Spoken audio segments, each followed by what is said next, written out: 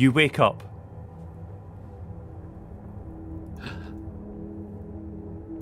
Where am I? It's always a good start to a day, I find.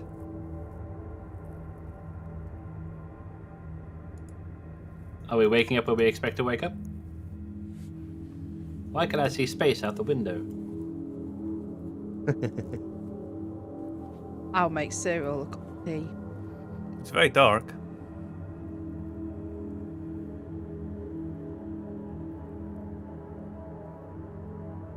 Put the light. Yeah. Put the light on. How'd you do that? I'm going to reach over to my I'm normal gonna quickly bedside, find out how olden times houses work. over to my bedside cabinet. I'm like, Your hands are tied. jeez, it must have been a wild party. Is it all of us or just Ange? All of you. So noticing that, it's just trying to sit up, maybe. Try and. I don't know. Is it just dark or is there like something over our heads? Hello? Like a blindfold or anything? You try to sit up. As you do so, you feel terrible pain in your head, and you are unable to sit much beyond 45 degrees as your head rests against something above you. Help! What, Is anyone there? What did it feel like? Just hitting something or. Hard. Can we hear, like, if they say anything, can we hear them? Is anyone there? Hello? I Your kicked- voices sound dead, muffled.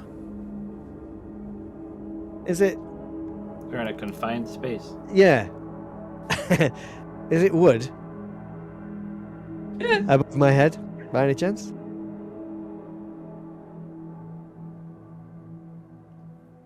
What do you do Panic. to find out? Just headbutted and see what does it make a woody noise. Just keep kicking. My feet aren't tied, so I'm going to kick. Yeah, it makes a sound that it could be wood. Yep. Okay. I was wondering if I could try to get my feet, like, curl up and then put my feet up and see if I could push up against this, see if the surface will move, like whatever is above our heads will move, or above my head. Because it's like a lid on a box or a crate or something. See if anything shifts. Because that's the thing, it's just to know whether you like, yeah. Because you could be in someone's cellar or you could be in someone's loft, who knows. You bring your legs up, but you try and push. You can't quite put your back in it. You can't quite get yourself into that situation. You can screw your legs up, and your legs cramp as you're trying to push. You can't shift it, but as you're doing that, Help! Help! Hello? This isn't funny. But Can we anybody hear me? don't hear each other, do we? no. I want to try and, like, go off to the side. Maybe try and shuffle. Yeah. So you shuffle. You put your legs down. You shuffle over. You move about half a foot, and your shoulder comes across the side.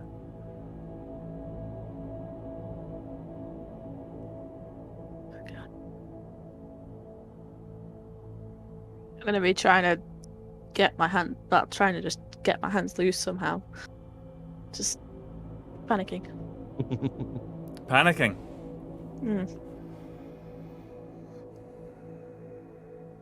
I think we might have our first roll of the evening. Could I have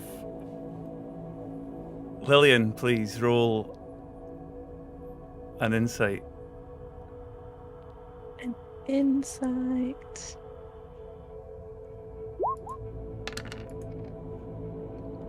Now, there's a pretty good Uh-oh. chance that you're going to roll above your current insight level. Everybody's on 1. So that increases your insight to 2.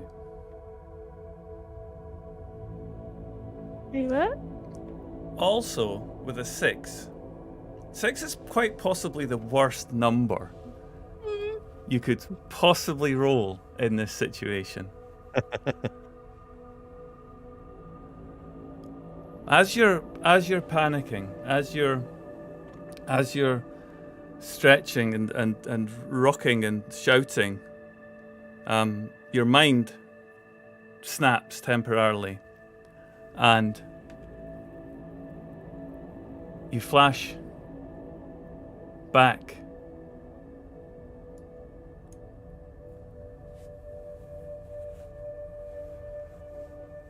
All of you together,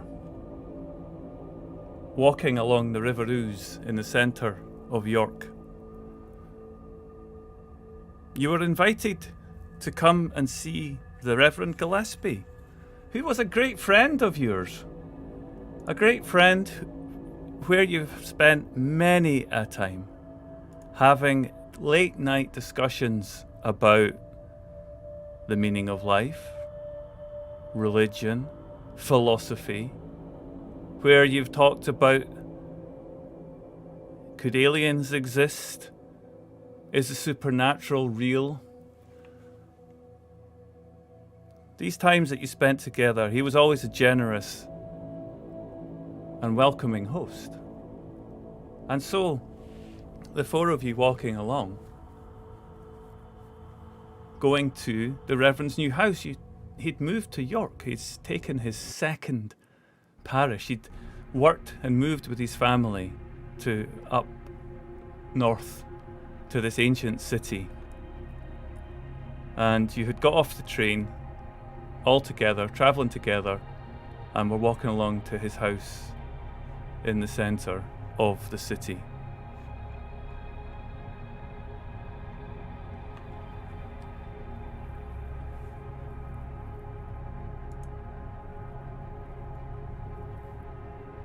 We're all friends, right? So we've known each other for a reasonable amount of time. Yeah, that's right, yeah. So were we expecting to meet each other then, guys? What do you think? Had we arranged to meet each other at the station or something? Yeah, I'm going to say for the sake of the one shot that I think we should keep you Yeah, together from the get-go. Yeah, it makes sense. Yeah. So we've exchanged the usual pleasantries, and We could make our way out, like basically walk over as a group to yeah, Reverend's house. yeah, Reverend Gillespie's house. Have we been in touch with him during any of this time, the last few years, or has he just kind of disappeared off our radar? 3 years since we last. Yeah, it's been maybe about 3 listen for years. each. 3 years since you've had one of your amazing late night sessions of debate and philosophy and generally setting the world to right. That was 3 years ago, and he contacted you. You each received a letter, and the letter said that there was a most fascinating speaker coming to York, and that for old time's sake it would be fantastic if you were able to meet and join and participate in another one of these debates. He's having a great time in York, and he was enjoying his time. Before he joined the church, you knew him. He was fascinating, he was entertaining, generous host. But he joined the church while you knew him, and even then nothing changed. He was still as interested in the wider world around as ever, and the only difference would be that he would disappear late on a Saturday night to write his sermon for the Sunday, and he maybe drank a little less as well. So has anyone else been to York before? No, my first time. Oh, yes. Many years ago, I had a case up here. Interesting. It ended up being a hoax, but it was very interesting. Travelled Cool. all around, Children. haven't you, Doris? I don't suppose he mentioned who this guest speaker was to any of you, has he? Gillespie? That's my Don't knowledge. recall. No. He just speaks. Says it is good and it's worth a listen. I mean, if it comes by his word, it must be highly recommended. So it'll be interesting, no doubt. I don't know, it's been 3 years. Maybe he's become a frightful bore. I I mean, really anything's doubt possible. Even when he had sermons to do, he'd go away and do it and come back and join the party. I expect Yeah, he he just, didn't want to slow anyone down. has some new, made some new interesting people, and now we're going to meet them. It'd be nice for a catch up. Are we staying at Gillespie's new house, or are we having to find our own accommodations while we're here? You'd be staying at his house. He would insist upon it. So it's a big place. A large manse. Old Re- Yes. Certainly done all right for himself. Indeed. It's well worth moving out here for him. York is beautiful. If we get a chance, we must go and visit the cathedral. Is it on the way, or is it a bit out of town? York's one of those places where I've always been like going from city to city, but this is always a bit off the beaten track for me. Very nice. It's got lots of history. Should we head straight to Gillespie's now, and we can freshen up? Yeah, we got to see the old man. Yeah. Rest our bags.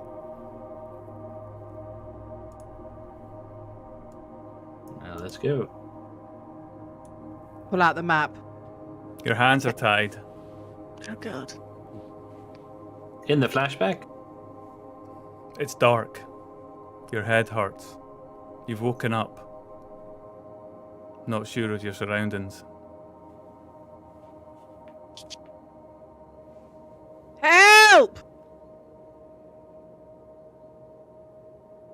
Anybody there?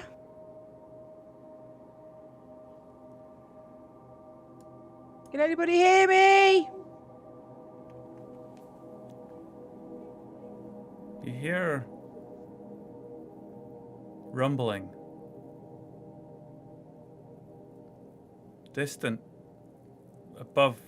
Vibrations through your back as you lie down. Like a train? Roll insight. Roll your investigation die. Your human ability to determine something. Just a D6, unless you have any particular skills which you can bring from your profession. I don't know.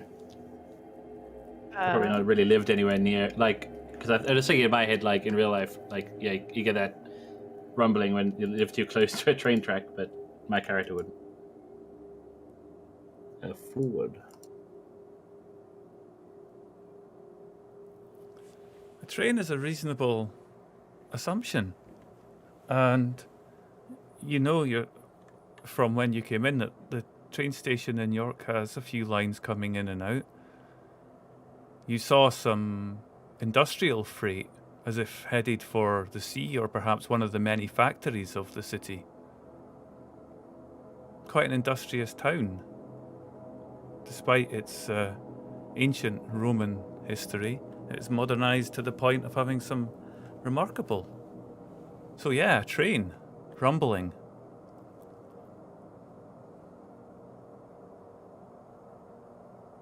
Is it above or below? Can we tell Above. that?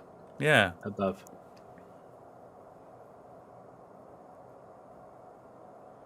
So we feel the rumbling, do we like hear whatever this is above us? Does that make any noise? Like it's rattling or shaking or anything? Yeah, give me another roll to try and, as you listen to this sound that's happening, trying to ascertain what that is. It passes by. It seems to be moving over you. Or at least near you. It starts off from one side of you and the right, and moves and passes over to the left.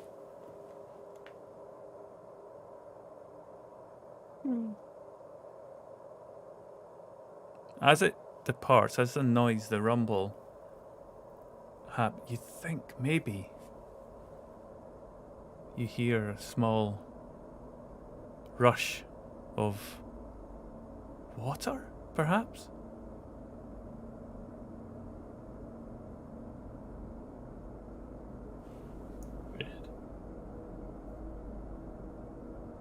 It must be in like some storage place in somewhere, near the, like between the train track, well, near the train tracks near the river. It may be where the steam engines get filled with water, maybe. Well, And I'm probably going to regret train saying depot of this some sort. or asking this after the flushing water, but what can I smell? Is anybody there? Hello? You smell wood cut. Almost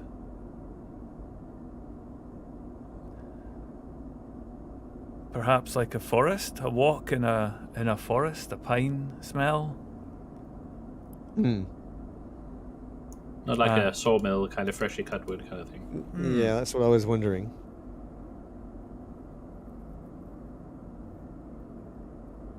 At least we know we're trapped in boxes made of the freshest pine.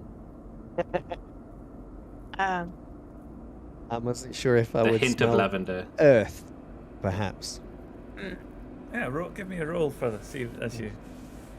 And if you've got any particular professional expertise for this, then you get to roll 2.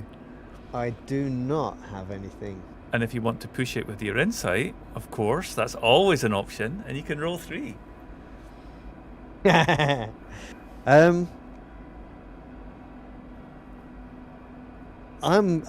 guess I'm getting a bit panicky. I'm gonna roll with an insight die as well. So my regular die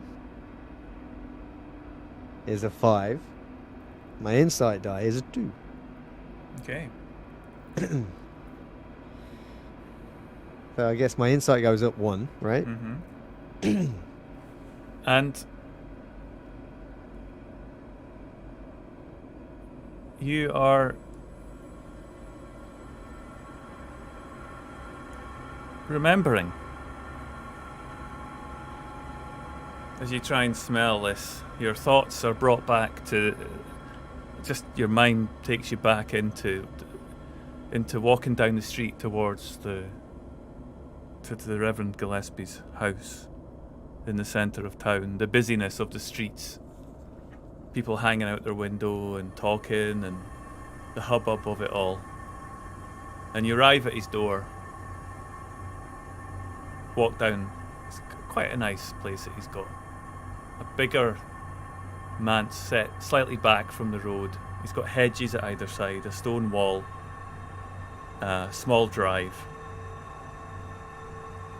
of like 20 metres or so, a couple of trees in the garden, grass all around, well maintained borders, herbaceous, fine herbaceous borders they are too. The day is sunny, it is fresh, the leaves are in their finest green. It's summertime, an English summer day. Beautiful surroundings. Maybe we should take tea in the garden. Yes, that sounds like a grand idea. Let's say hello. Yeah. Let's go and say hello. I do wonder if Gillespie tends all this himself, or whether...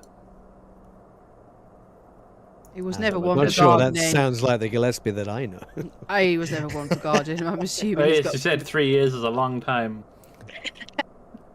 I doubt that much Maybe he's changed. gone soft and settled down. Apparently everyone eventually takes up gardening.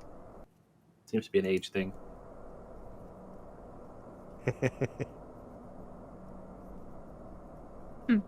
I shall rap upon the front door.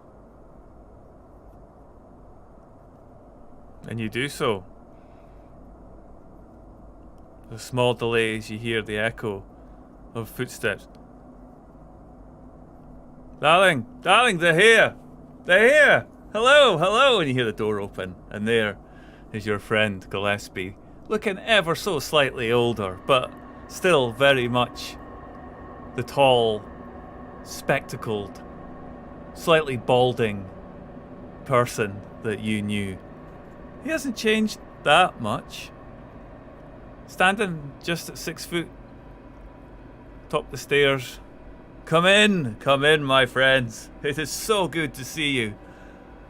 And he opens up his arms to hug the first of you as you walk up. Gillespie, it's been a while. You're looking so well, so wonderful to see you. You're looking good, old chap. This is quite the place you have here. Yes, of course. Well, I couldn't take the opportunity to move out of the city and bring my family with me. Darling, they're here. Come down.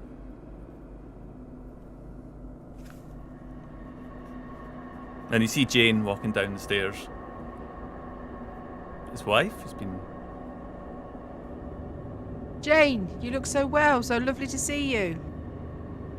So good to see you too. It's been far too long. Come in, please. I'm so glad you made it. I trust you had a safe journey.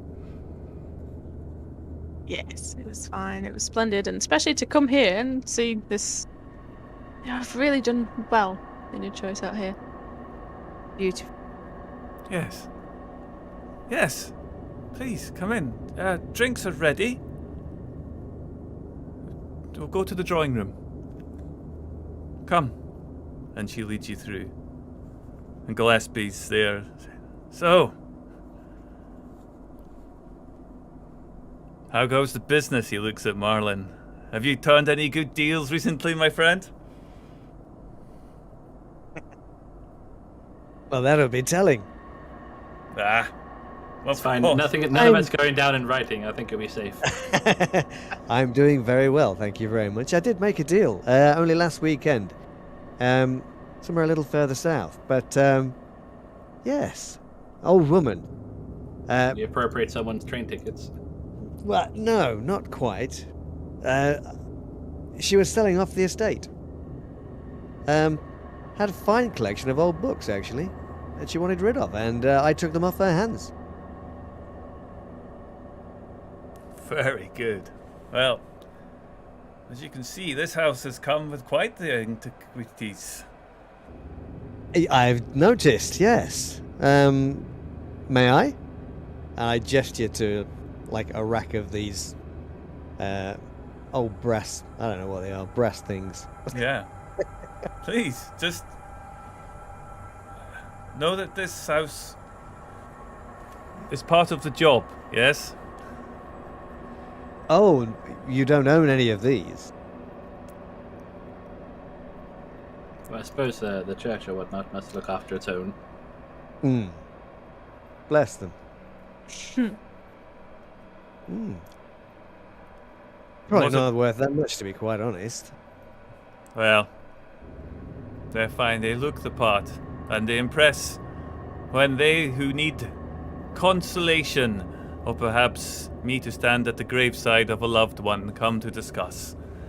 Sets the scene very well. Oh, now you're getting all maudlin on us. That's not like you.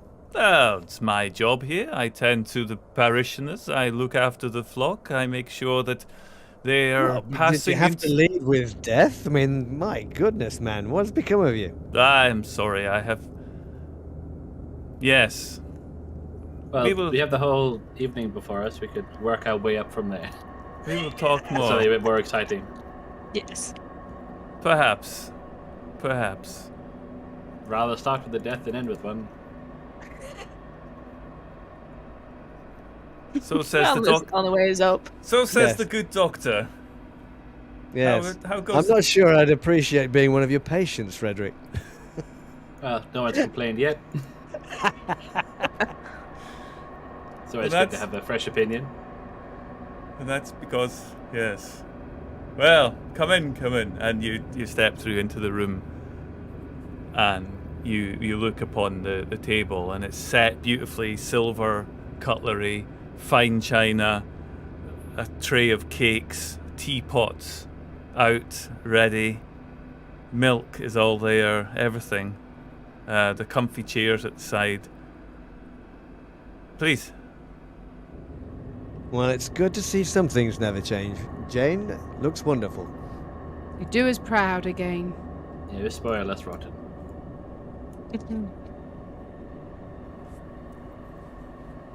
It's dark.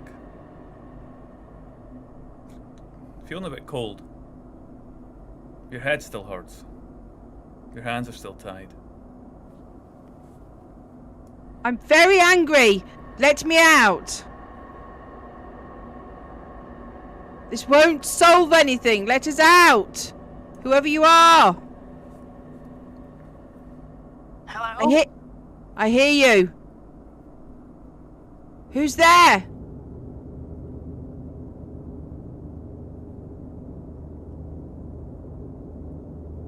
Can I start like hitting the roof? Yeah, I'll start kicking. Like, once my legs have uncramped, I'll probably start kicking, because they probably get a bit more force.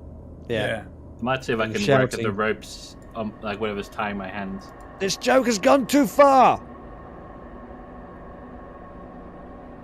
Sounds like Doris is getting a little bit upset, slightly perturbed by this situation. I think an insight check at this point might be appropriate as you begin to panic a little bit. Did I hear? Was that? Oh, for flipping it. Oh no! She's very angry. She's so angry. She summons Cthulhu.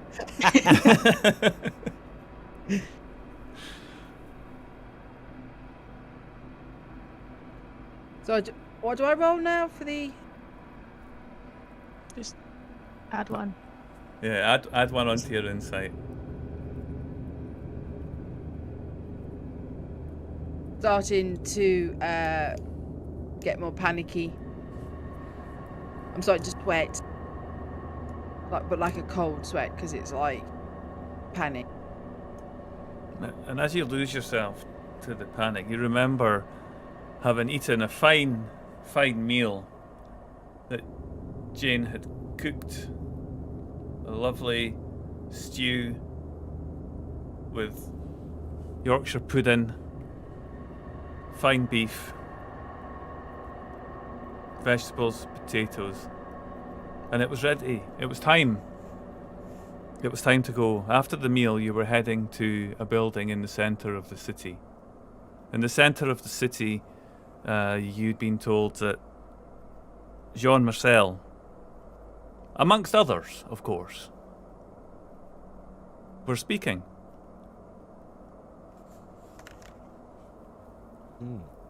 What's the topic for discussion then? What What are we debating this evening? Well, this is an opportunity to clarify our positions on the relationships between philosophy, Christianity, theology, history, and of course, that comes very much down to the types of discussion we were having with faith and reason, the nature of reason, reason's grounding in the concrete form, the problem of the supernatural, the existence of life beyond our solar system, and of course the nature and ends of philosophy itself. Seems like like we're going to David's achieve name. a lot in one evening. Could be one evening, yeah. You sure you haven't booked us in for the entire weekend? I Hope to keep it understand. up. These debates have been going on in France for some time. They've been going on in lesser times in England. In other parts of the world, Christianity is looking in upon itself, trying to understand its relationship with all things, including some of the worst parts of our faith, that which sees us do harm. Some may call it a possession. Some may call it supernatural. The devil at work, you understand, of course, as is written.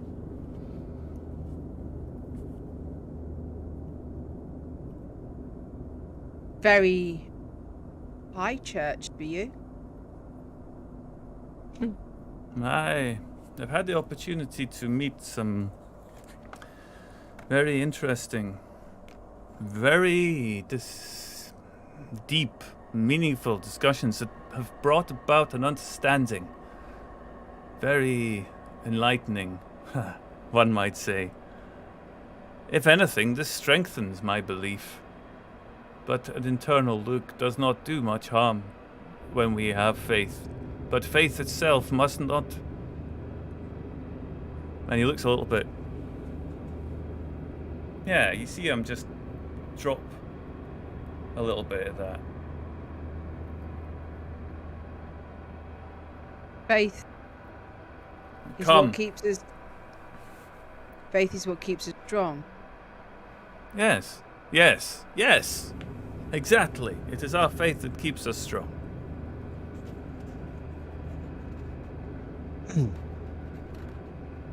How does the church feel about you and these kinds of discussions there, Gillespie? How are they? It's like a modern reformist. Yeah, you're getting your coats and your hats on while you're having this discussion. You get your walking stick, your walking cane, and you're walking down the stairs, down the path.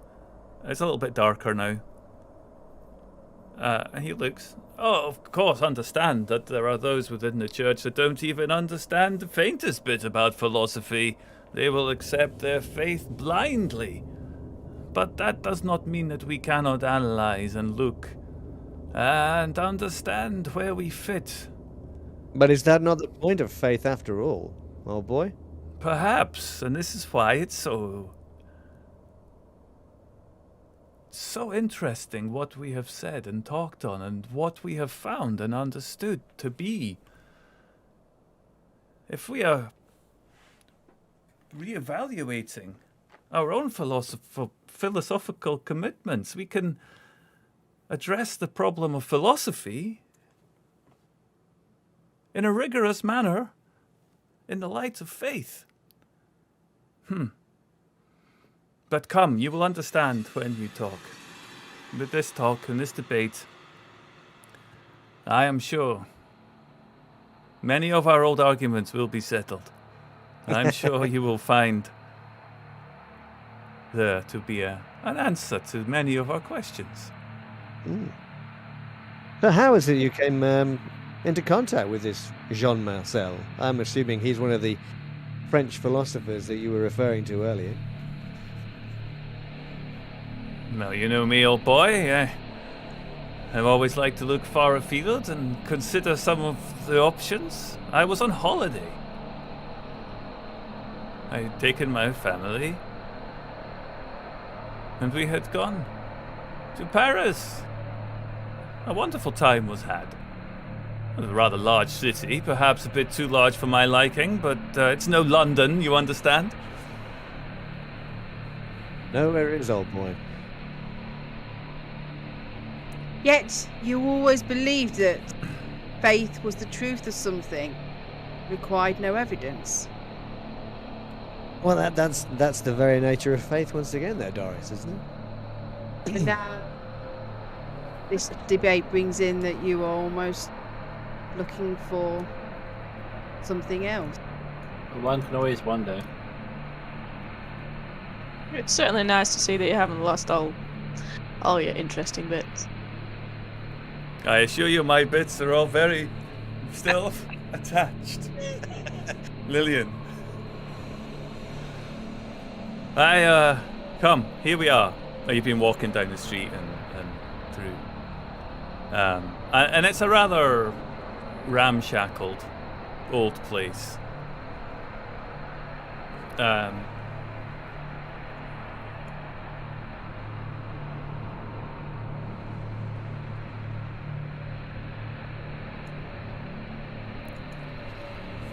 Yeah.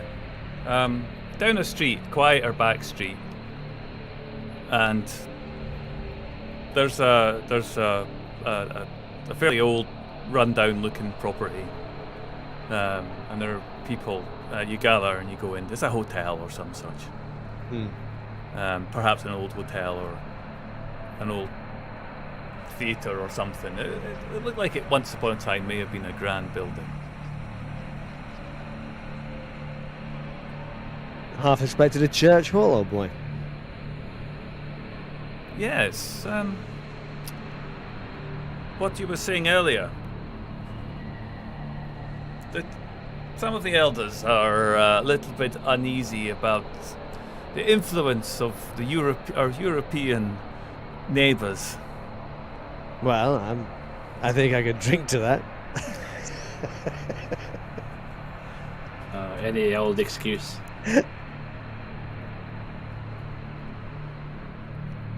I mean, I admit, this is far more interesting.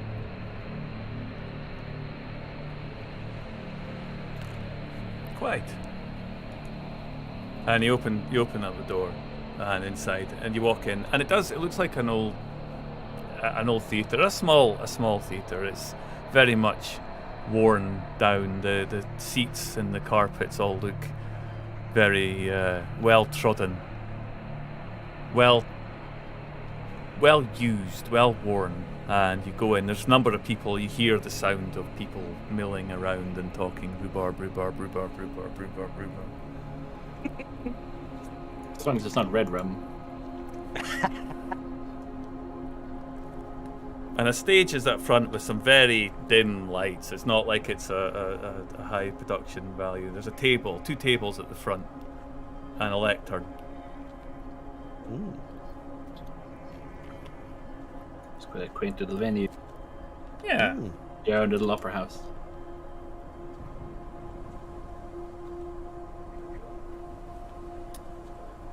And you take your seats.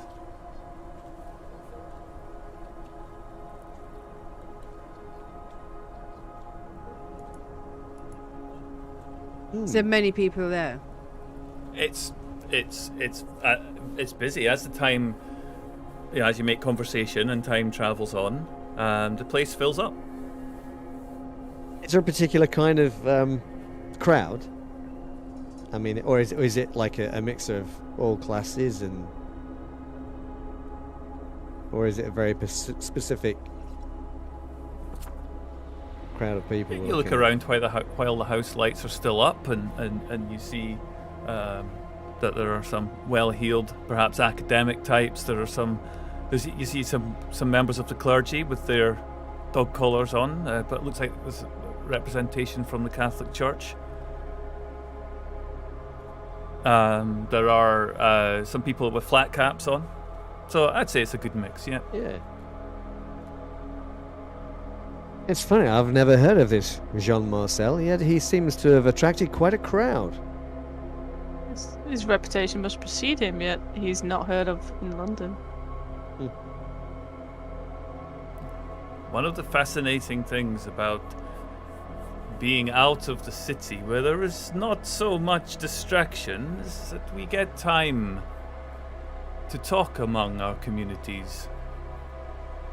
Some people are just here because I'm sure, and he says in quite a loud voice, they're interested in the free coffee at the end of the event, but nevertheless... What? Oh, free coffee? I was hoping for tea. Yes. I have a sneaking suspicion that that's the way the church has worked for quite some time. And I kind of smile at Gillespie as I say that. And as you say that... Thinking it was a joke. Yeah, before he gets to answer, the house lights go down and the lights at the front of the house go up. Well, at least we know why you ended up in a box.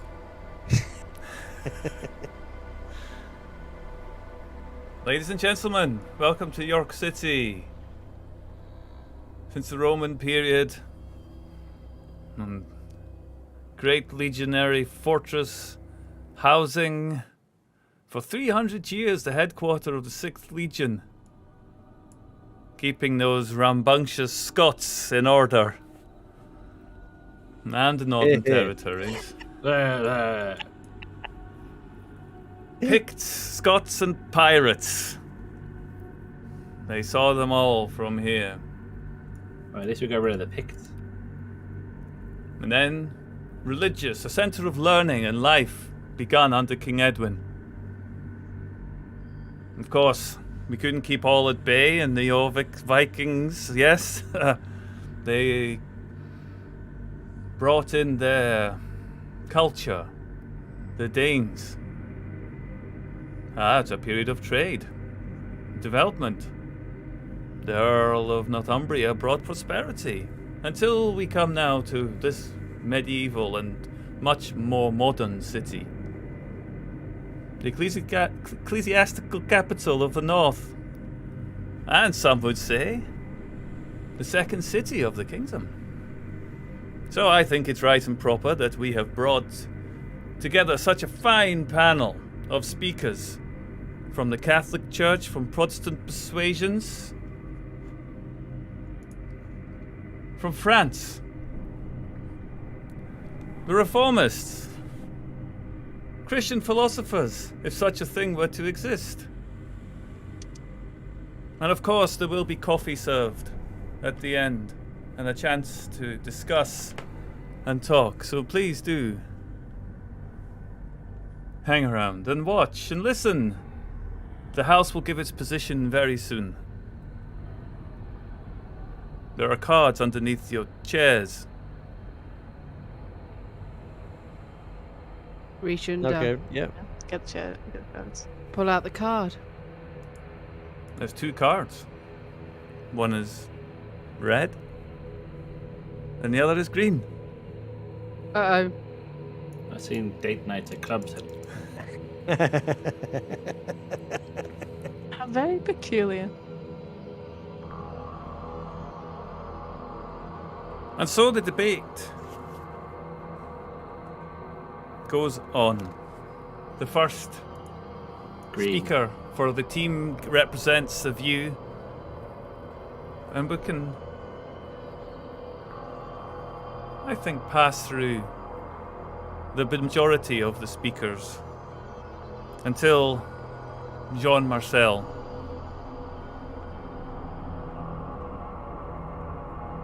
And this seems to get the house into some quiet that hadn't been there before.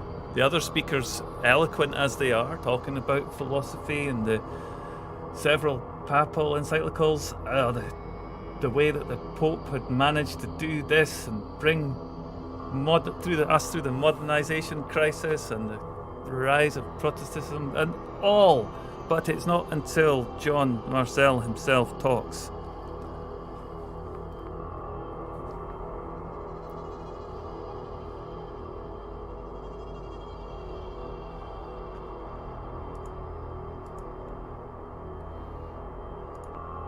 It is fine to hear all that the church brings.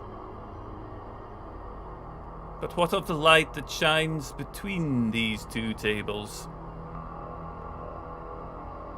What of that supernatural?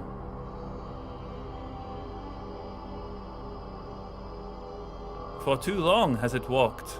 For too long has it measured itself among the men that you see here. For too long has it gone unnoticed. We are unable to determine their whereabouts. We do not know if there are any among this crowd tonight.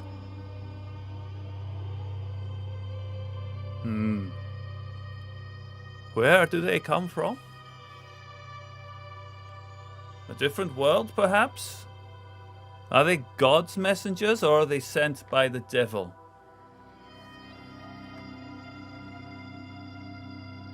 We know some of what they've done, and we know some of what they have been blamed for. Here in York itself, the rumours always put the blame of someone that we cannot see, that are always one step ahead of the arm of the law, who cannot be explained by our friends of the churches assembled here.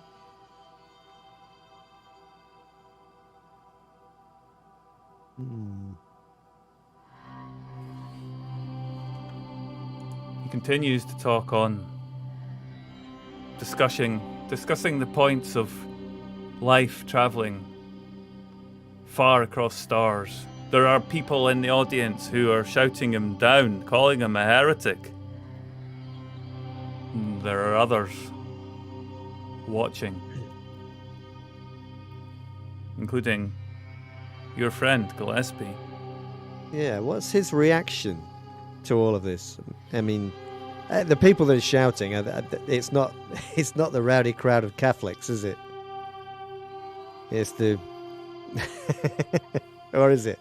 It's all, it's all sorts. It's pandemonium. No, yeah, but there are people quieting him down and saying, let him speak, and the chair of the event says, let him speak, let him speak. And it continues. His treatise on how God must exist. If aliens exist, if travellers from the stars exist,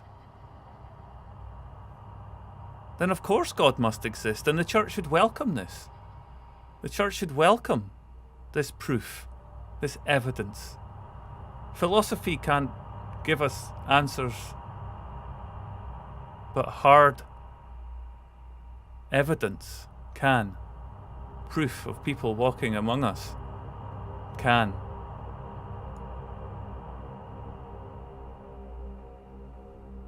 Yes, but they need verifiable evidence, nor rather just hearsay.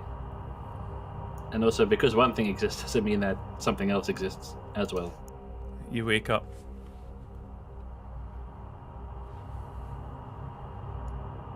Your hands are tied. Yeah. Karen trying to bang on the sides of the thing to see if I can get, like, if there's a hollow spot or if something shifts. Just kicking.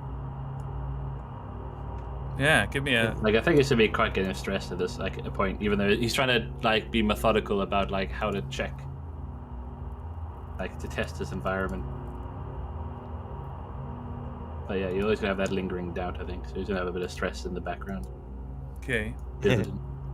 So... Roll inside. Roll your d6 first of all. Yeah, roll your d6 first of all to see if you're able to make a mark upon your. Yeah, okay, yeah, good, excellent. Yeah. He escapes. I'm fine. You break the wood. You break a bit of wood to the side, and a bit of dirt falls in. Oh, wonderful. Now roll your insight as you begin to. 3. Slightly over, but nothing too crazy. Okay. Add a point as you begin to see this dirt fill up in the space that you're in, just slowly trickling in.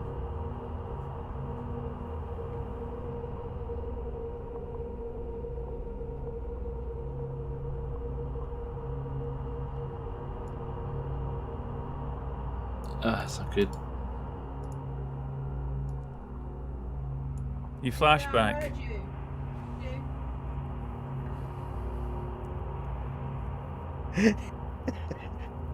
You remember in I hear voices. You remember in the day after the event.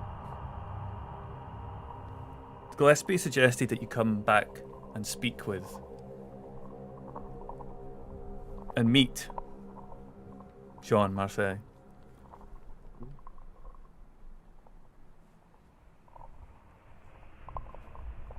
I think that would be a splendid idea. Yes, I think so. And Gillespie's demeanour has changed, and you pick up on that because you know him. So tell me, this Jean Marseille, you believe it? What he's saying? You're walking down the stairs to the side of the stage as you ask this question. Yeah. If you had been here mere weeks ago, I would have said not. Come. You have seen this this irrefutable evidence that he claims to have, or claims to have. Come. And he leads you backstage, and you're in a room. There's benches piled up at the back. There's an old sink, stoneware. The lights are very dim, and there's some seats around, and the speakers are variously shaking hands and saying goodbye to each other, thanking each other for an enlightening debate, and they'll see each other again, perhaps in Leicester. They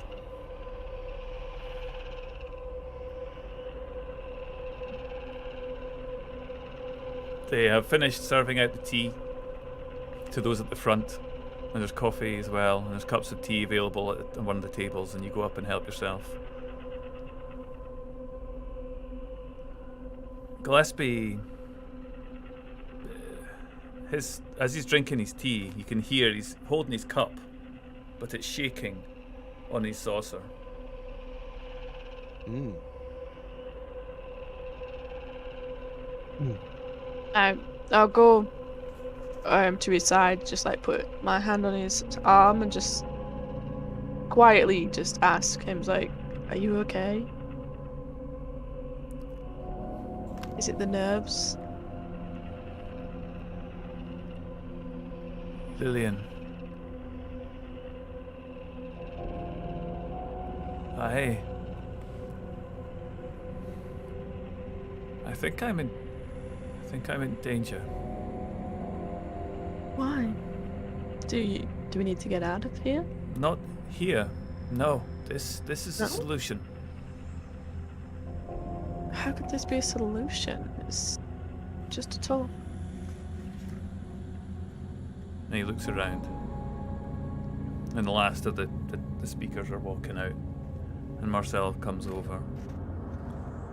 Ah, hello. I see you. Are these the friends that you told me about? Yeah, pleasure to make your acquaintance. Hold out my hand to him. I'm Jean-Michel. Marcel, I represent somewhere that sits between our fine brothers of the church. Some, as you saw, do not like to hear what I have to say. I can't imagine why. Ha! Well,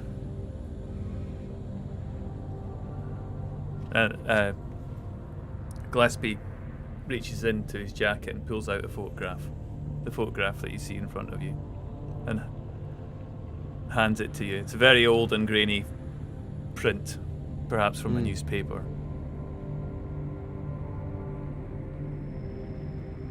What's this?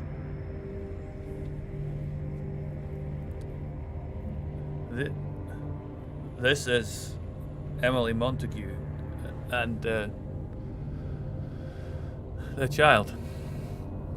Taken just some weeks ago.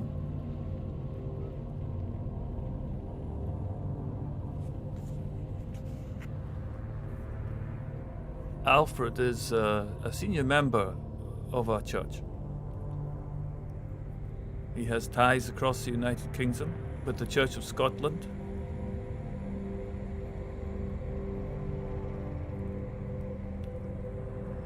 And with the churches here, very well respected. See, and he's missing. Alfred is missing. He was my friend when I left London with you. we quickly fell in. He has similar... Well, we were able to talk the nights, much like we were. Emily, too. Very intelligent. Remarkably witty. A phenomenal family to be part of. They made me feel most welcome here in York, and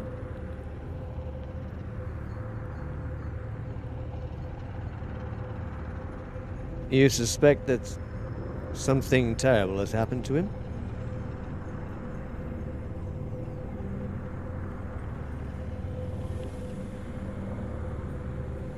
Why would you think that?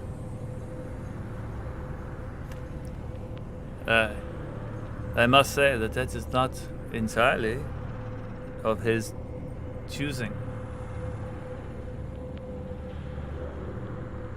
Did you notice anything unusual about any of our audience tonight? Some of them are Catholic. I always find that amusing. They just were a normal group of people. We see many of the debates that we've witnessed or we attend. We attend quite a few. Debates often bring a range of people. I mean, there seem to be a number of people that were not exactly have a friendly disposition towards you, Mr. Marcel.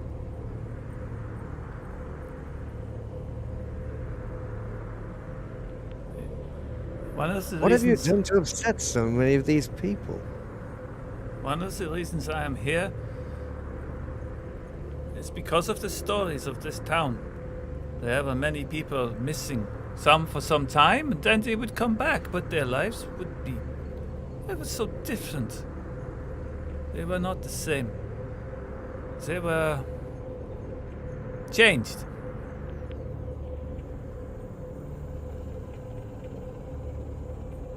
In what way? Mentally? Physically? Their work, they would change. They would go and suddenly give up promising careers, or talented artisans, manufacturers, or even just people who work in the factories. And they would go into business. They would go into particular jobs.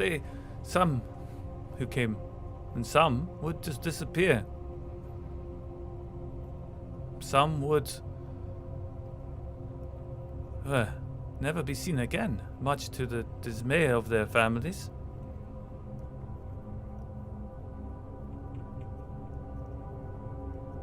People disappearing is not of a supernatural nature. People disappear for many a reason. Bad relationships, malaise of the brain, illness, affairs. People disappear all the time. Yes, of course.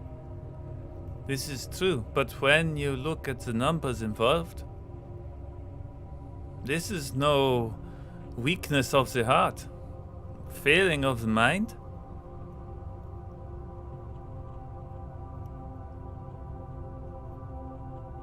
If you look into numbers of many a town, you find disturbing figures. There's always something going on, some people changing, people leaving. It's just how cities are. Gillespie turns round and he's put his tea down. I have assisted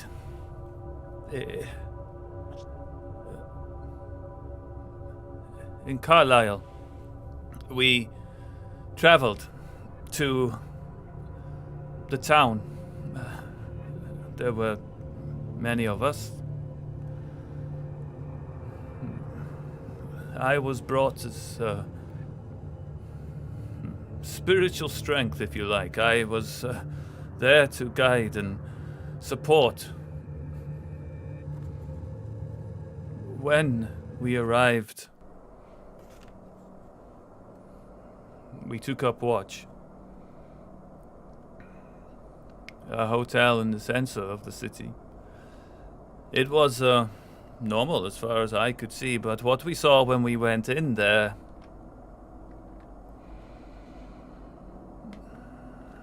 was like nothing I have ever seen. They must have tracked us back. They must have tracked us back to here, to York. They shouldn't have been able to. What are you talking about? Who would have tracked you back?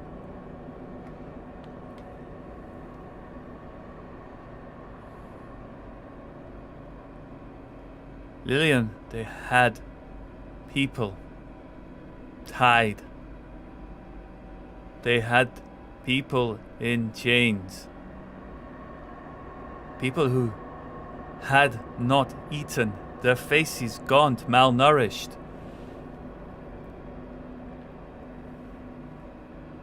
The stench of that place. There's excrement and bile everywhere. For what purpose? Foul means. And who are they? And how is this supernatural? It just sounds like people get locked up in a warehouse by some horrific. You know that when we deal with any of these situations, we deal with facts and figures. And we search for the evidence. At the moment, you're just describing modern day slavery or entrapment. I mean, yeah, humans can be quite awful without any need to be supernatural.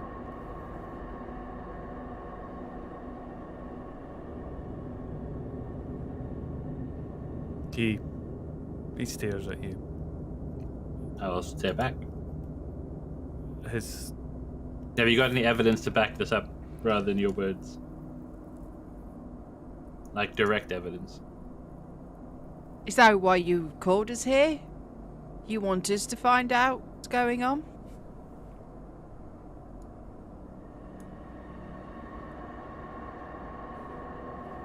You're awake.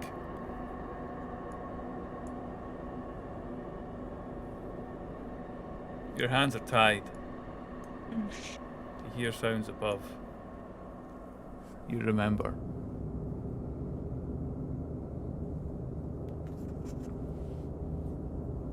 I really want to get out of here now. Somebody help me. This is not going to go. There's people that were looking for me. There's people who knew that we were coming here. They will come searching for us. Let us out. Let us out.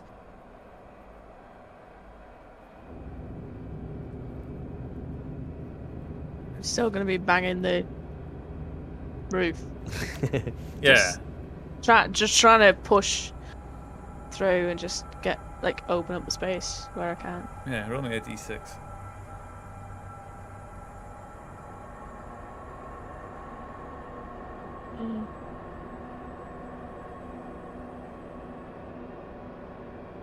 Aye. And you manage to hear it. You hear a crack on a bit of the wood with your pounding, and some dirt begins to trickle in through the hole that you've made. Oh no. Quick question. What do I remember specifically?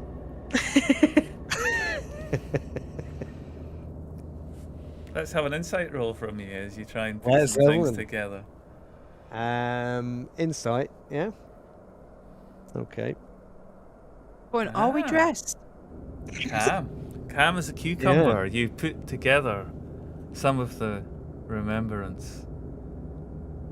You remember, as you're lying in the dirt, being told of somebody captured trying to flee a scene in Carlisle. And some words spoken by people in the group. And before Gillespie's very eyes, the figure changed. Gillespie told you that he had witnessed this as clear as the hand in front of his face. You remember Gillespie being terrified.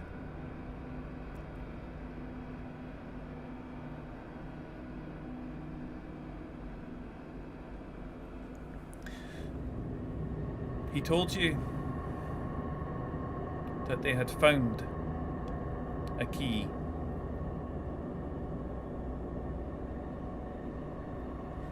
They had found keys on a chain. You remember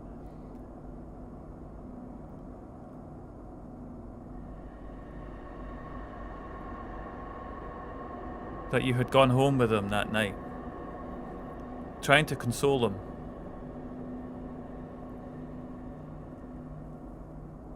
Trying to get a good night's sleep.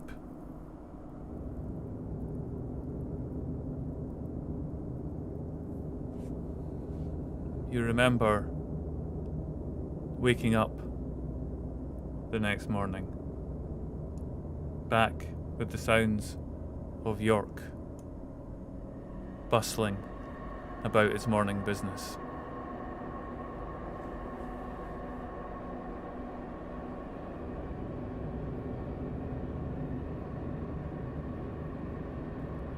Is Gillespie down for breakfast in the morning? Yep. How does he seem? He's composed himself.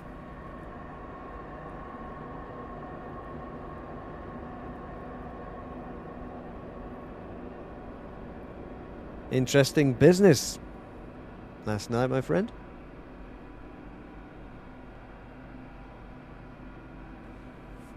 You will help, yes?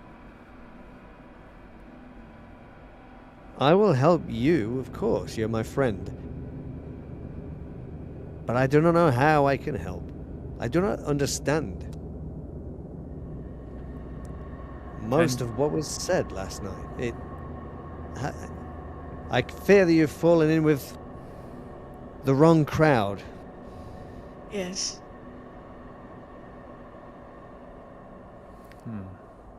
My faith protects me, but I cannot extend that protection to my friends and you. The Protects keys. you from what? Faith protects you from what? What were you doing in Carlisle?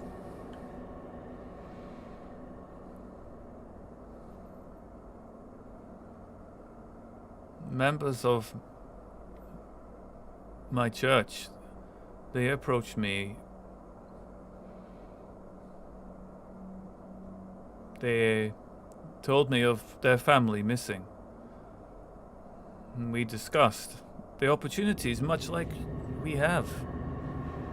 I agreed to help them. But that's when I met for the second time, Marcel. I had heard him speak, not quite so candidly perhaps, but nevertheless, when I was in France, and now he was willing to rescue those. He was willing to help. He said he knew who had taken them and where they were.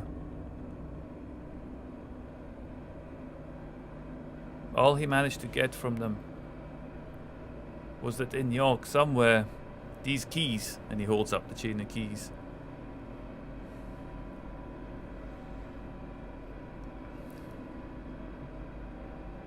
understand that Marcel says that this is a problem here in the north of England, and if left unchecked, it will spread. If this evil is let loose further afield,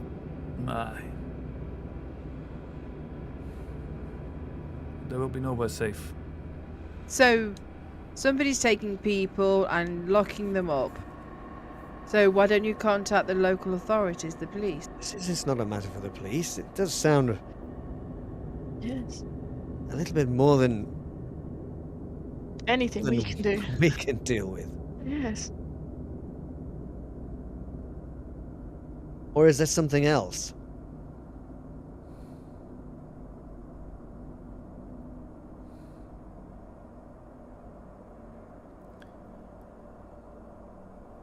Please, if you feel that you were able to tell this story in such a way to the police that will have them take you seriously, I will invite you to visit our local constabulary. You're a man of the cloth. Your word would be taken very seriously. You know that, and I know that. But the fact that you involved us is, you know that we are here for supernatural, for psychic phenomena, for things that go bump. It's that we watch, we investigate, we try and help. We need At the proof moment, to take to the police. but you've got families that have said people have gone missing, people that have come back changed.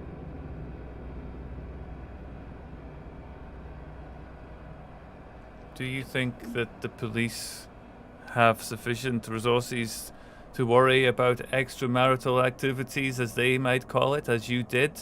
Do you think that their abilities to change, to leave work of one job to another? No, it is only those who are able to see their loved ones change, know the differences, understand what changes people go through. They are the So ones who understand. So what can we do that's different to what? We need proof. When we have that, yes, the police will be involved. Take these keys. Find out where they are. They are somewhere in the city. Of that we are sure.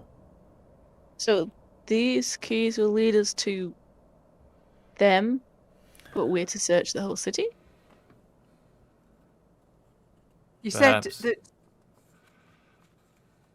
said that John knew who they were and where they were. So what information has he given you? Wouldn't it be? He doesn't have a location. This is one thing that we can do.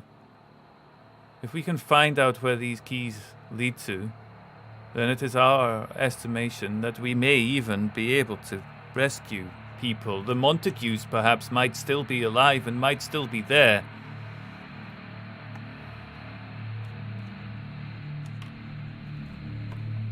Okay. So say we did. Has nobody made any questions? Or, like, are they becoming acquainted with anybody? Have they changed any of their habits before they disappear? Did they go to any supernatural meetings and talks? Did they change religion? Or did they just be happily living their lives as normal one day and then poof? The police investigations were inconclusive, but Alfred and his family were much like us, here, living life, enjoying. They were taken.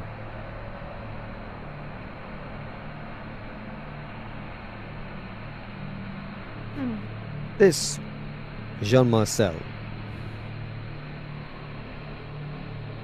he was talking about supernatural, or the supernatural, last night. Does he suspect that the supernatural is involved in these disappearances?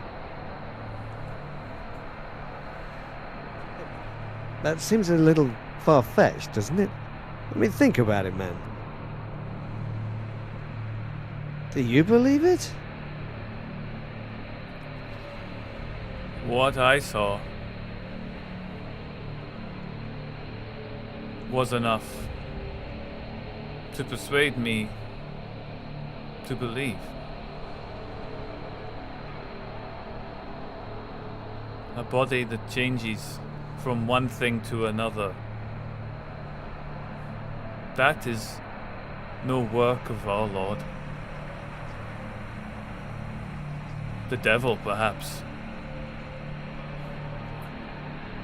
We should not be seeing this. It is not God's plan.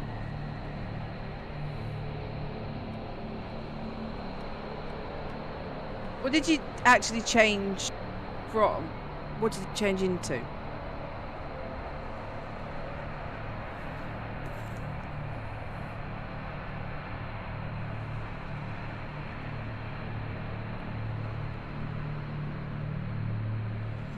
He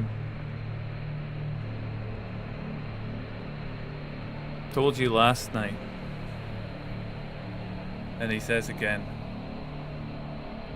imagine my face, but stretched down with my eyes long and disappearing into folds of flesh across, nose softened, face and mouth bands, arms built into the side.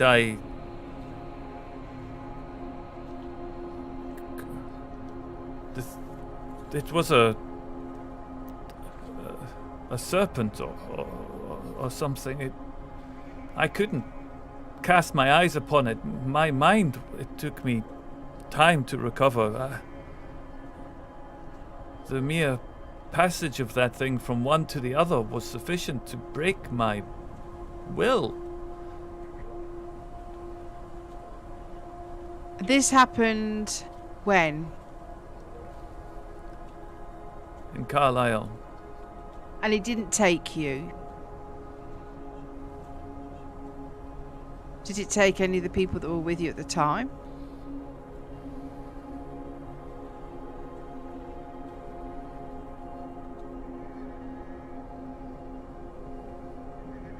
He looks.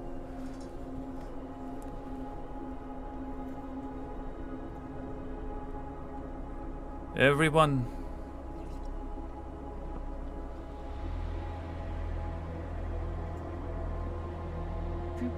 except me. The figure it was to start off with. Who was it? Do you know who it was? I did not know any of these men. Was it... what were they doing before this all occurred? Was it some kind of ritual?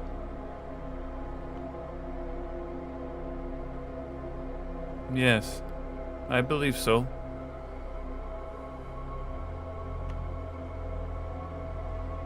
This is all too much. I'm going to get some air. Frederick, would you care for a smoke? Sure. Some fresh air will probably do me good. I'm going to get up and head out into the garden. Yeah. Cigarettes or pipe? Pipe. Pipe. Pipe, old boy. And when we're out of earshot, I turn to Frederick and say, in your medical opinion, does he sound like a rational man to you? Well, my first instinct is that he thinks he saw something. But, like,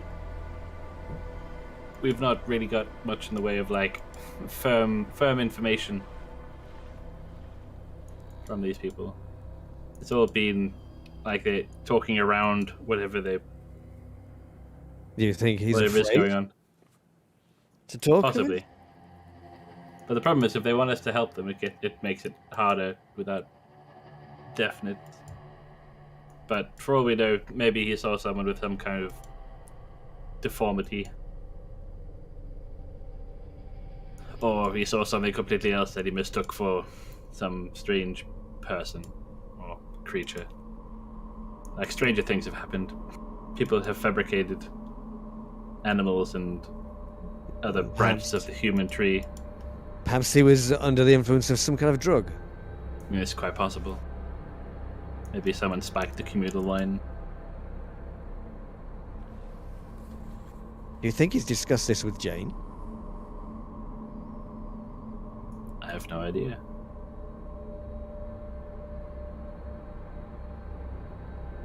I would guess probably not. But who knows? Yeah. It's most peculiar.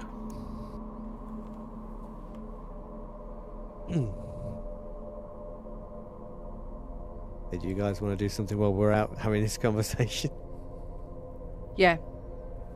Right, Gillespie, be seated. And I get my bag and I pull out my notebook. You know the procedure. I'm going to have to write down some notes and get this into a logical order. A logical order?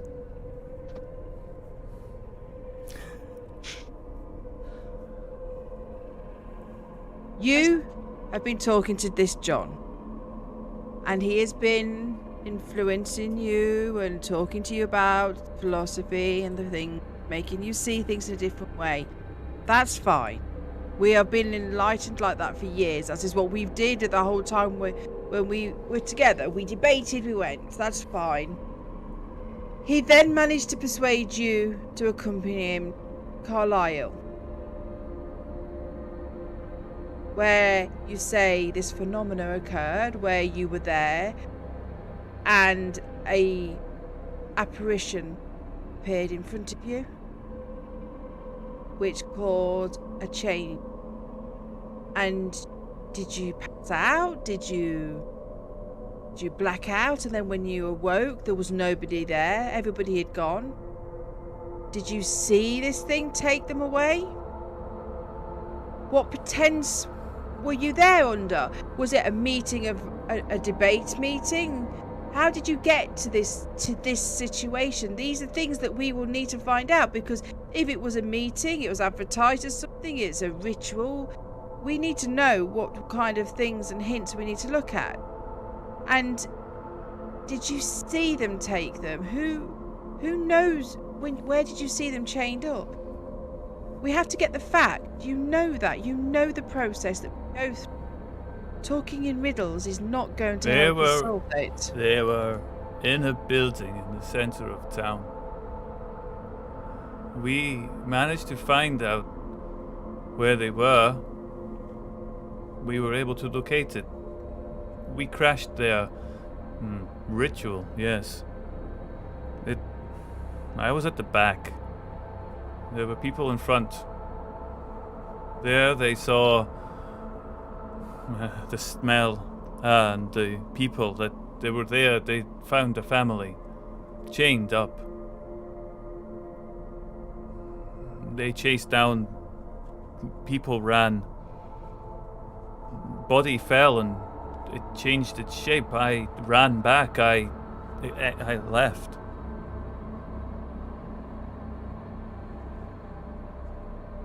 Okay. See?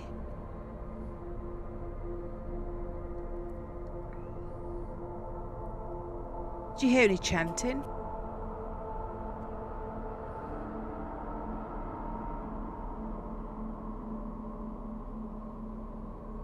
I did not. But it would not be surprising to me had there been some. If I were at the front of the group, perhaps I would have, but by that point we had already surprised them. How big of a group actually went down there? There were 7 of us. And there was only you that came back? That I know of.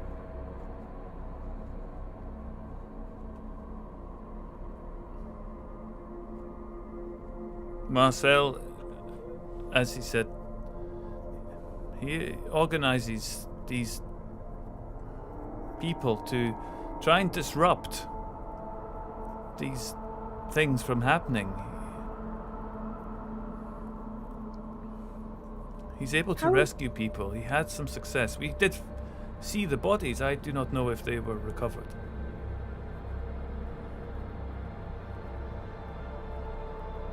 How can he know so much yet not really help?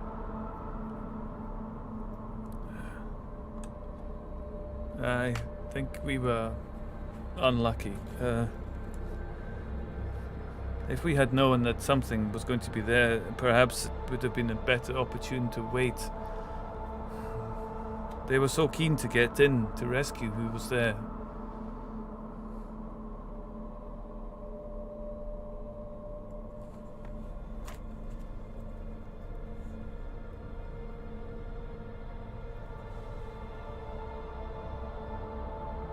And how long did you say Harold would have been gone? A couple of weeks?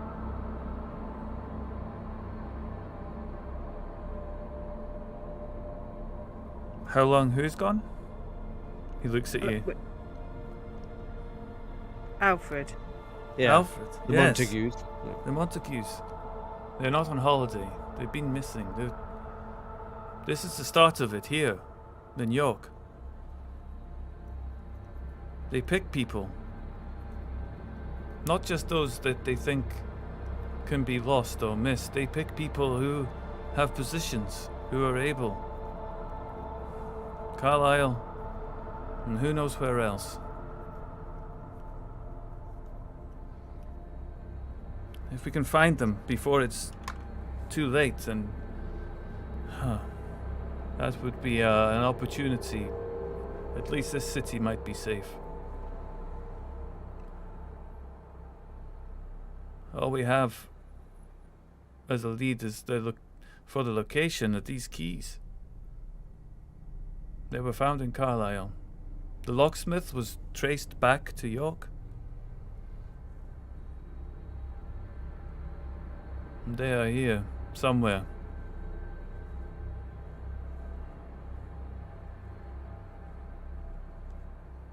Okay. Well, that's a lead to start off with. See? Opening the communications help.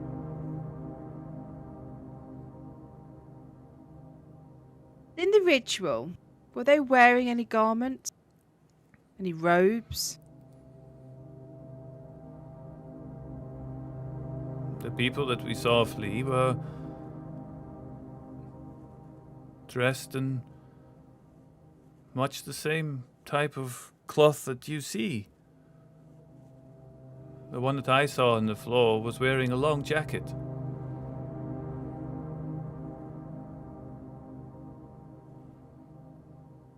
So they were just dressed as normal people. There was no uniform, no. As you know, in the past, when we've witnessed so-called witches' covens, things like that, they do dress in a certain way. I suspect not. This would not make themselves so obvious. It seems they're able to operate fairly under the guise of many eyes. Why always a city of... Why always a center of population?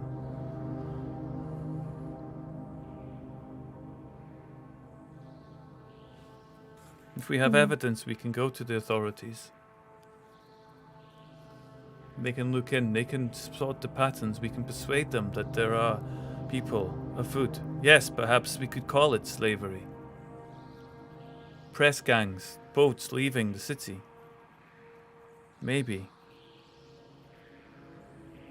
But there's no evidence. As you say, faith is not enough,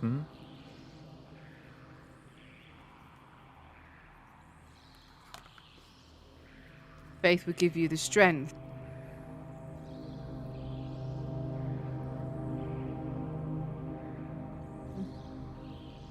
Faith will overcome.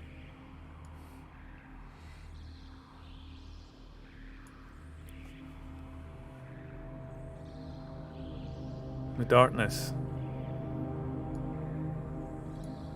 The rope chaffing on your wrists. The sound of something above you. Voices, perhaps?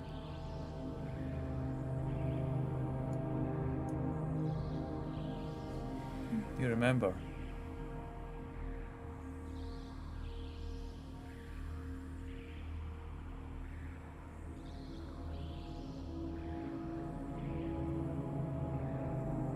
I hear you.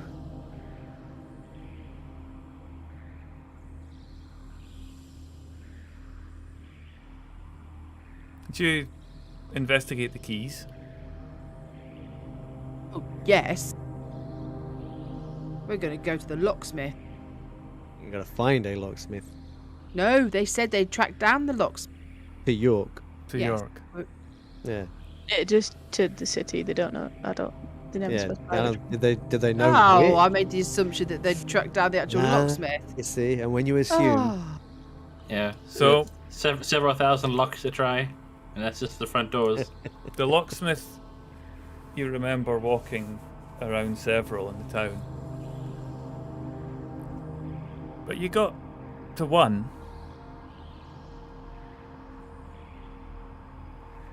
And as you walked in,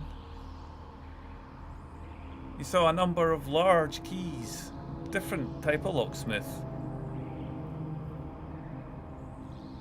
Good evening. How can I help you?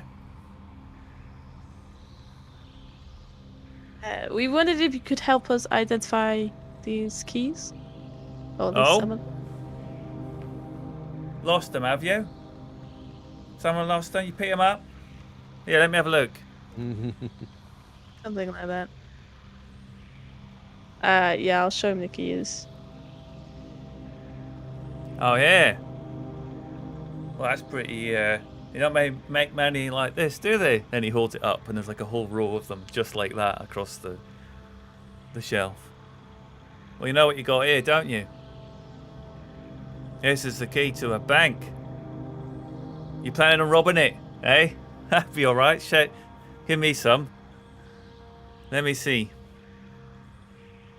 He looks through his files. He gets his wee eyepiece out and he looks at it. Yeah.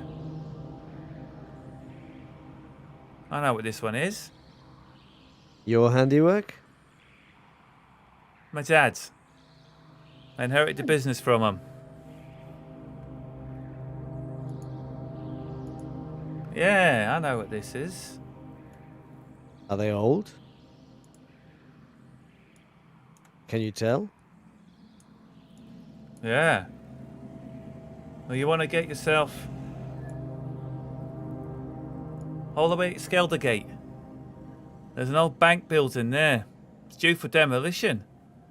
That's what this one's from. My dad made this. Look, it says right here. Look at that. 18 numbers. That's when that was made. Wow.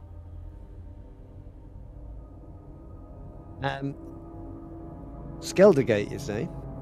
Skeldergate, yeah. We're not from around here. Is that far?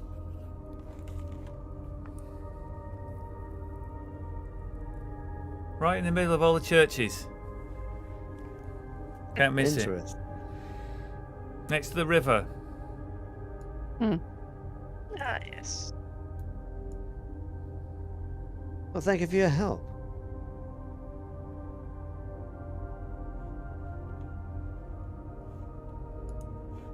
Well, I suggest we catch a cab to Skeldergate. Yes. You remember. A door.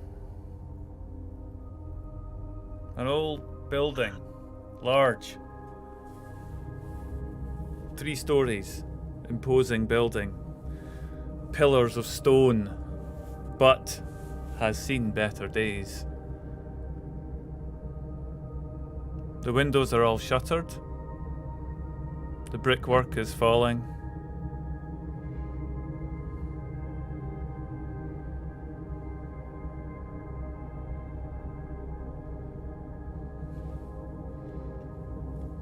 a large lock at the front of the door.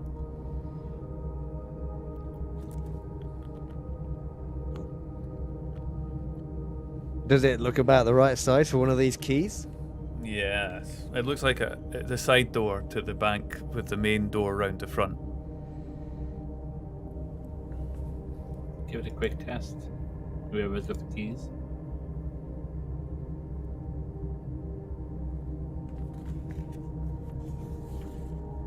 Yes.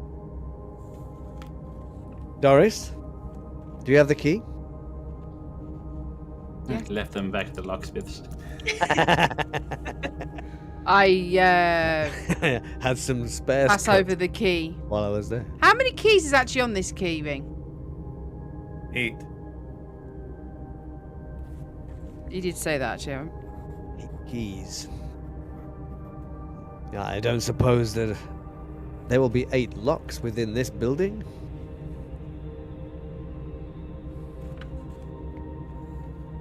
The door As long as opens. there's less than 9. Did we have to use the key on the door, or is it the door just open? No, you use the key, I assume.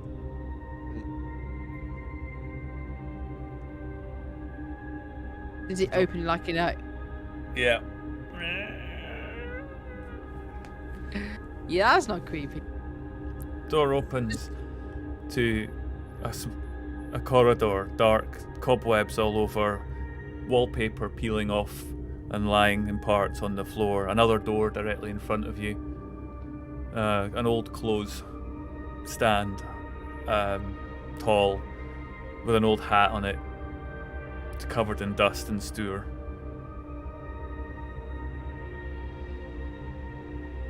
Well, We hear anything? Just the noise of the city out behind you. Is the door ahead, is that also very dusty? Or is it just sort of the stuff around the sides that's all covered in dust? Yeah, it looks like the stuff around the sides covered in dust, and the things that are on the wall are covered in dust. The same with the middle, like if someone's been through here, like Yeah, that'd be Yeah. kind of fair assumption. It hasn't been. It's been turned over occasionally.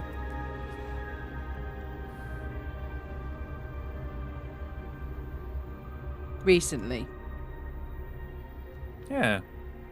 if they had people trapped here, then surely we'd hear something, wouldn't we?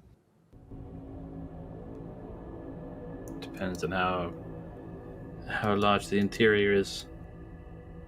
I don't imagine these walls were made to try to let sound through. Yeah, I mean the outside wall itself is like 5 foot thick. It's just this door ahead, right? Yeah. Shall we? Yes. Did they have torches in 1930? Yeah. Because I personally think that we would have some stuff like Yep. that. Absolutely fine. Yep. I'd get my torch out. You walk down to the corridor, floorboards creaking as you go, and get to the door. I assume you reach to open it.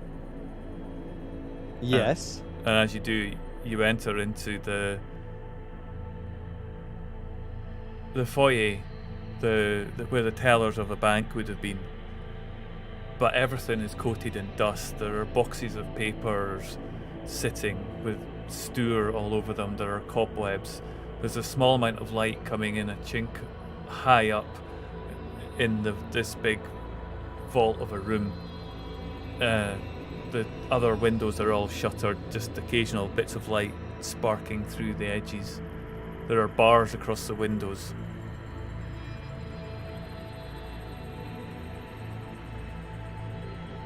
There's no sign of anyone. No. These keys were supposed to lead us to someone, but nobody's been here. Behind the counter, you see a door in the centre.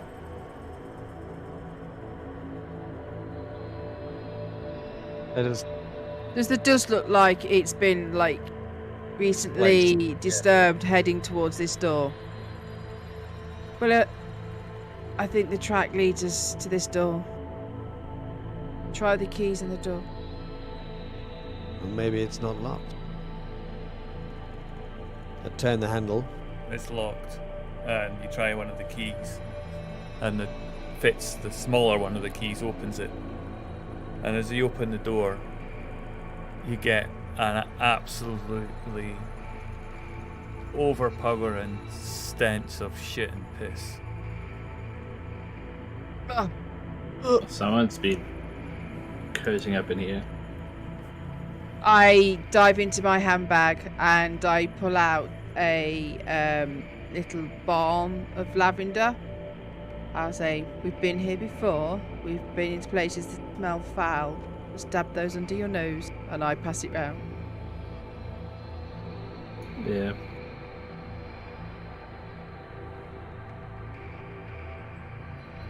Well, it's almost has. Now it Gillespie smells like shit described. and lavender. Lavender shit. I'm beginning to think we may be on the right track. Yeah.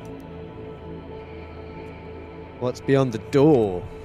You Just hear the slight sound. There's a small landing corridor and then stairs down. Because if people aren't here now, they've at least been kept here for some time by the smell of it.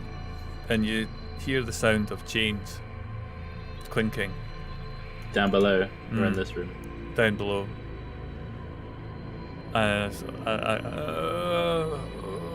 Noise, just a kind of groan. watch your step on the stairs. Might be rotten.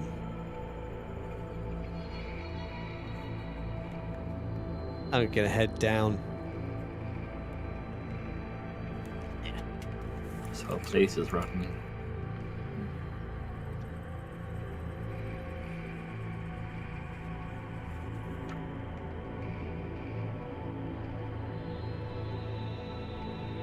So, oh, Is it? follow through. Yeah, you walk down the stairs. And Marlon, you see, as you walk down slowly and carefully on the stairs, you shine your torch ahead and down the stairs, and round the corner at the bottom of the stairs, you catch a glint of metal and a small foot attached to a leg, obviously going back and through the metal, and then your torchlight doesn't shine anymore. There's flies buzzing.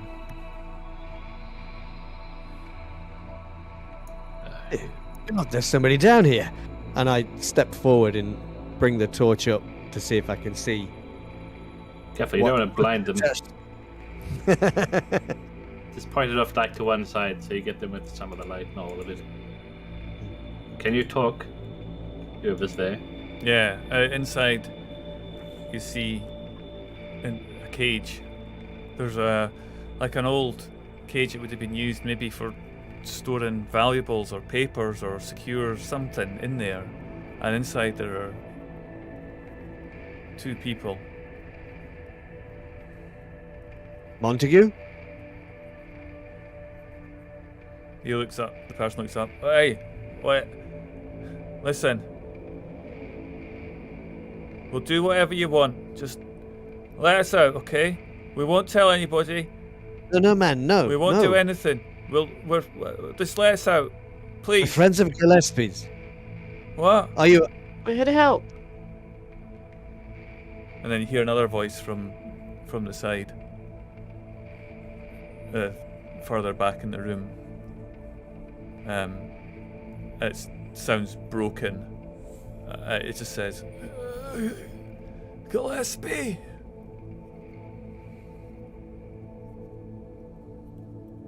He's been looking for you. Who are you, sir? I am Montague. My wife and child are missing. Help us! Who Well, did let's this get to you? Let's get him out of here into safety. Then we can interrogate him further. These keys must work. Do not worry, we're going to try and get you out as quick as we can. This is a dreadful place. It's dreadful. We need to get out of here. I'm thinking I might be making an insight check here for this. I Okay. reckon. Yeah. I mean, it's pretty horrific. Me too. Oh bollocks!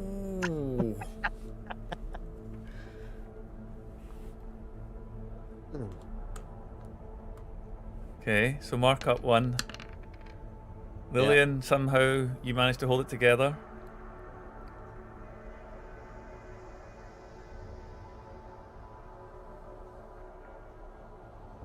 Okay. Who's got the keys? You.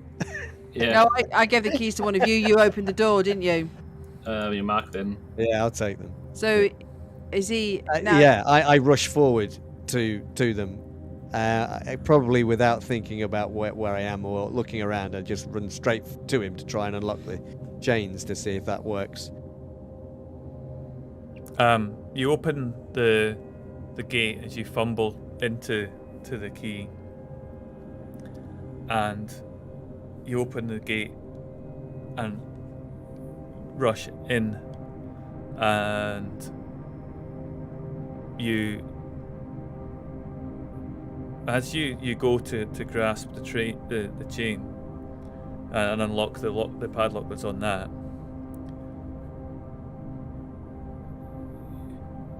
you see a hand retract from a gap under the wall at the back of the cell. But it doesn't look like a normal hand. It's kind of brown color with bands on it, bands of Someone wearing a glove. yeah, like a gauntlet, and it just it retreats, and then you hear a indistinguishable noise, like not a language, but a murmuring, a whispering, a rumble, in your chest, in your head, and in your ears, and you hear and feel this, and Montague says, "Quickly, they will be here. We must go." Okay. So let's get him out and go. So shaking hands, trying to unlock chains if I need to, if I have the key. Yeah, you do that. Is there anyone else here? I don't know where they've taken, but there is more people on that side when you came in. Let's move. And he's trying to limp over. Yeah. And he looks absolutely terrible. It's a bucket of piss and all the rest of it. And it just flies above it, and there's another one in the other cell. The other one's dripping over. Do you let other people out? We need to hurry. Yes. I suppose we should try and, we can't leave these people in these inhumane conditions, can we? No, but the sooner we get to street level, the safer I'll feel. We should call the police. We have This is is all the evidence inhuman. we need. Yes. We need to find Montague's wife and his child. We just need to get everybody out. No one in particular right now. Let's get everybody out.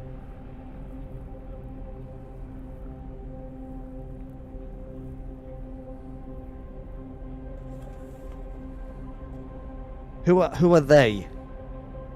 Have you seen them? Have you seen their face? Can you describe them? Do you recognize any of them? I have not seen them before. They speak with a strange accent. Perhaps French, perhaps London, another from Wales, perhaps. I cannot be sure, but not people I know, not local anyway. How can French. you be sure they're coming? Quick. So you Yeah. you help him up, and he is so weak. You're carrying him like he's a relatively tall guy, but he's just emaciated. You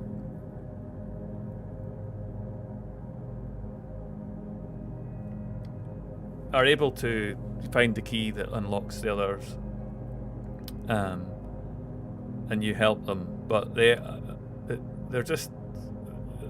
even worse than this. I mean, they can barely move. It takes you a bit of time to get up the stairs, and as you're walking up the stairs, Montague says to you, "I heard them. They said they were taking them to the hotel just round the corner. Something was going to happen. Yeah, we can't wait. We must find them." The others are barely even speaking. They are. One of them even tried to fend you off to start with, like just sort of like trying so weakly to fight you, but he was in no strength, and you managed to persuade them and get them out. So you're walking up the stairs and into the daylight, and as you walk back through this musty old bank with the light, the cracks of light coming through with your torch, just hitting the daylight is just blinding on your eyes. It's so bright, but you sort of stumble out of the door into the street with the cars going by.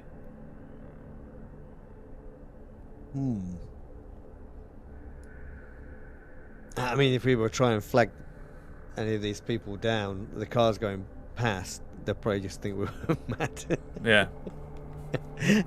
There must be some kind of public transport we can wave down to try and get these people either to a hospital or the police station.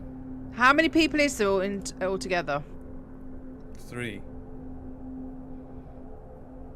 Magic number. Feels like they're probably better suited to a hospital. Unless your name's Brewster.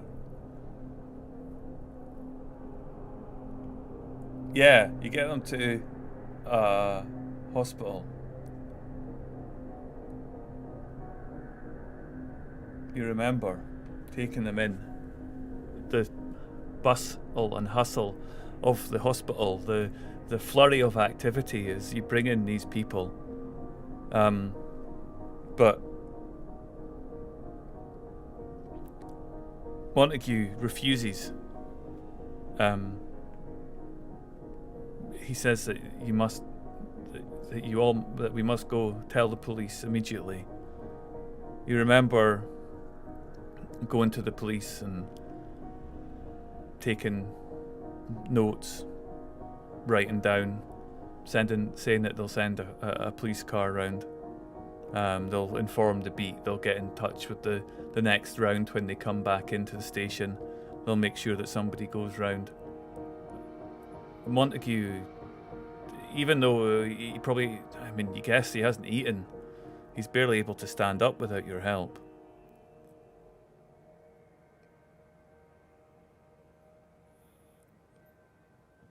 Do you remember going to the hotel?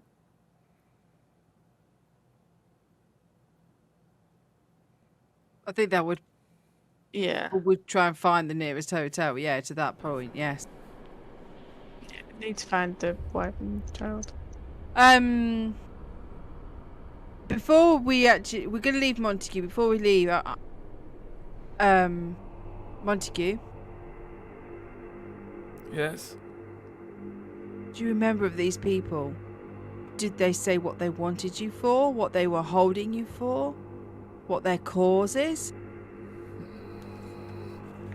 They said we were vessels.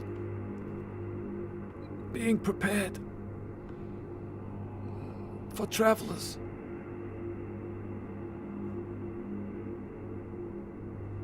Travelers. Okay. And was there going to be a certain time for this? Was this what Gillespie witnessed? A vessel? Turn to the others. Does this mean that this is what... are they saying that they're using the bodies to import other souls and why they're different? I mean, it sounds like it, saying they're going to be vessels, but I don't know. I mean, I'll say this a little bit quieter so I don't hear anything. It's like, he certainly seems like a different man after that ordeal. I think it would change anyone.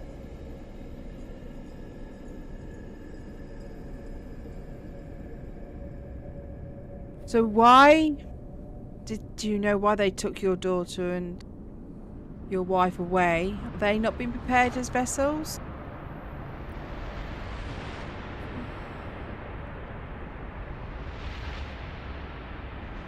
My wife and daughter, they are unwell. They were not able to sustain themselves as long as I have been. I begged them for more food to heal them. I begged them. They refused and said it was all part of the plan. That it would only hasten their usefulness.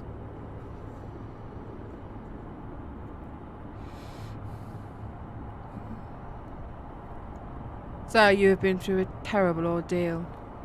But you need to go back to the hospital. And you need to drink and eat and get your wounds seen to. And we will do everything we can to help find your family. But you're no use to them right now. You'll be no use to them going to the hotel.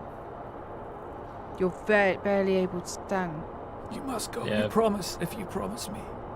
We'll investigate. You need to get healthy. We need to get your story to the police where someone can do something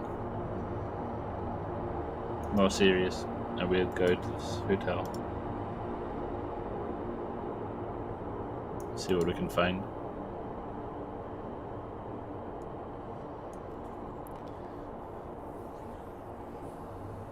You're underground. No.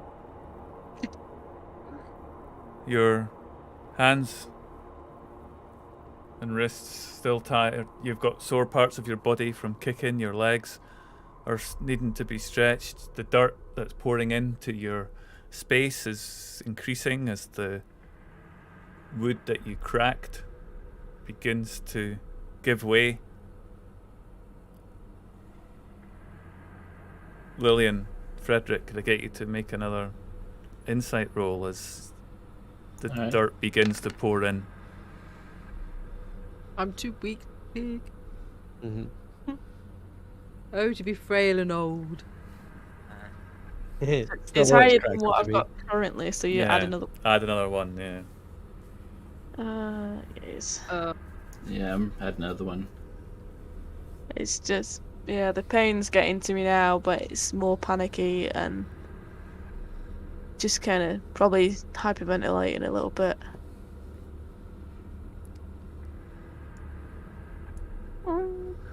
You hear sounds above. It sounds like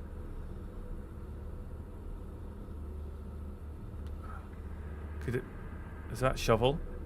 Is that the sound of a metal? Is that the sound of something digging above you? Thank God. I'm here! I'm here! I'm here! Who hears the digging? All All of of us. us. All We of all you. did. Just me. Oh. Just me. Be like, oh, sorry, everyone else has died. You know. We're all that desperate, we all heard it.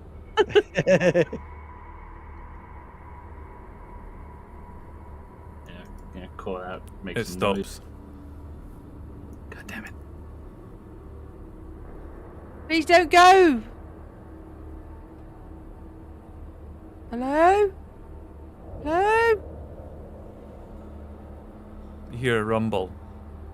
It shakes the ground. Well, that's more dirt in your coffin then. The train, perhaps. The sound of water. You stop and think. Think. Think. You remember.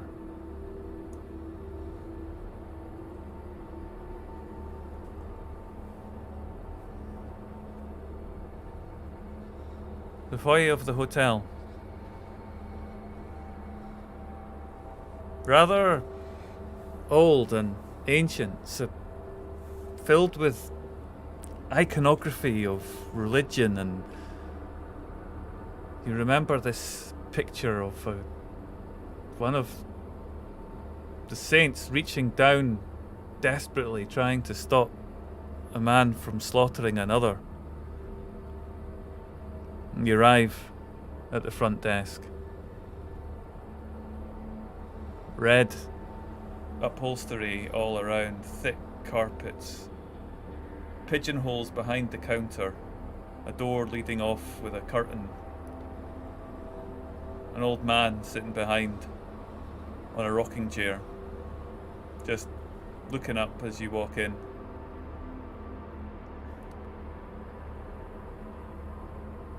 Hello? Get your room? And he stands up, bent over the counter.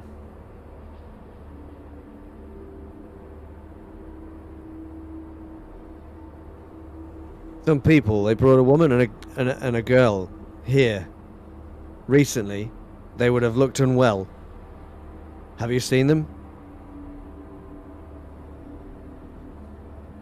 I don't see anything. You know, just give the keys to the people that come in and give me the monies, yeah?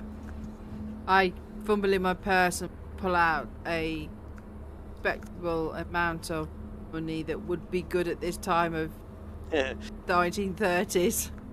And pass it across. 2 rooms, is it? I suggest you think a little harder, man. The police are on the way. He's writing out on the chits, and then he hands you 2 keys. Very well. Check in. Evening meals at 7. Breakfast starts at 6 through to 9. You get your paper if you want them. Is there anyone in the adjoining rooms? It's just quiet in the hotel just now. It's quiet. That's the way I like it. Any children that would disturb us? And I push another note across. Yeah, and he looks down the list. Look.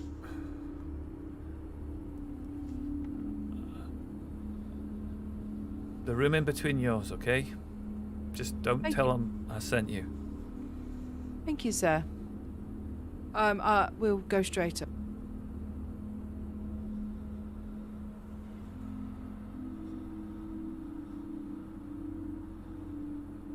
And you go up Is to it lifts, stairs? Stairs, yeah. Stairs up. 2nd floor. You go to your room 22. The other room 18. 20 in the middle. Well, like alternating.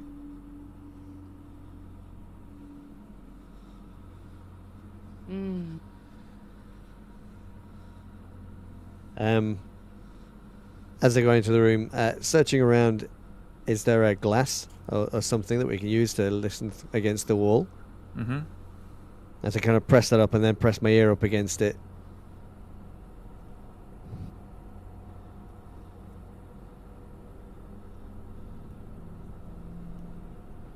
Sounds quiet. You... I can't do anything.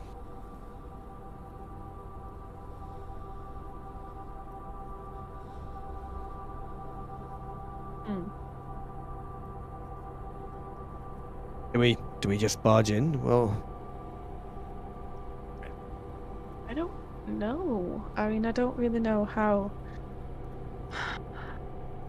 Like, if they have them in there, I don't. Are they actually gonna make, seeing to them, or?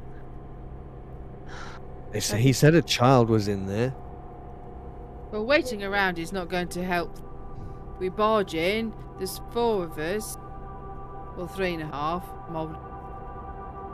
I suspect that this isn't the kind of hotel that would normally host children.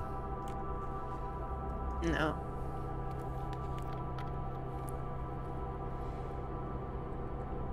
Well, we can only try. I straighten myself up a bit, straighten my tie, and I'm going to stride out of the door, round to the next door, and bang on the door as loud as I can. Okay. What? And you hear.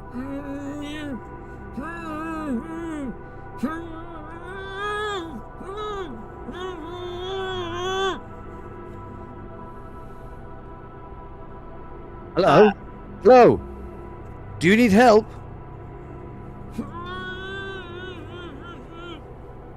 I'm gonna try the door.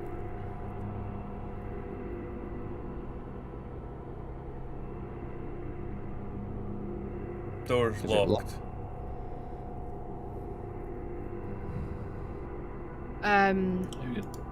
We could try and force our way in.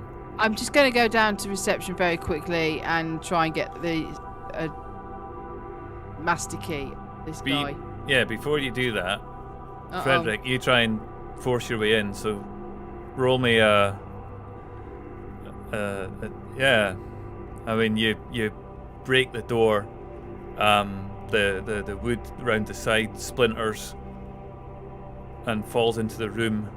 There's a heck of a racket.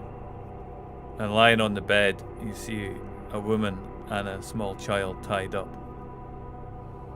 What the hell's going on here? Are they gagged or just? Yep. And to rush over, just take the gag off and be like, Yeah. You must leave. You must go. You can't be here. They'll get us out. Get us out quick. Let's go now. Untie me. Untie my daughter. Quiet. Move. I'm Untie as me. quick as I can. The people that brought you here, are they here still? I don't know. They come and go. I don't know. Let's move now. You must help me walk. My daughter, pick her up, please. Get us out of here. Please get us out of here. I assist untying the gags and arms and that. We need to find the back entrance out of this hotel.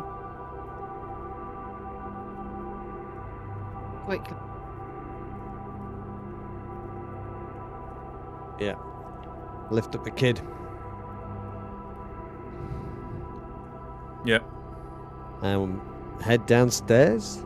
As you walk out the front of the room, you hear doors on the other side of the corridor. It's quite a narrow corridor. Doors open. You look to your right. Doors open. A gentleman walks out. And where do you think you're going with them? Exactly? Somewhere safe.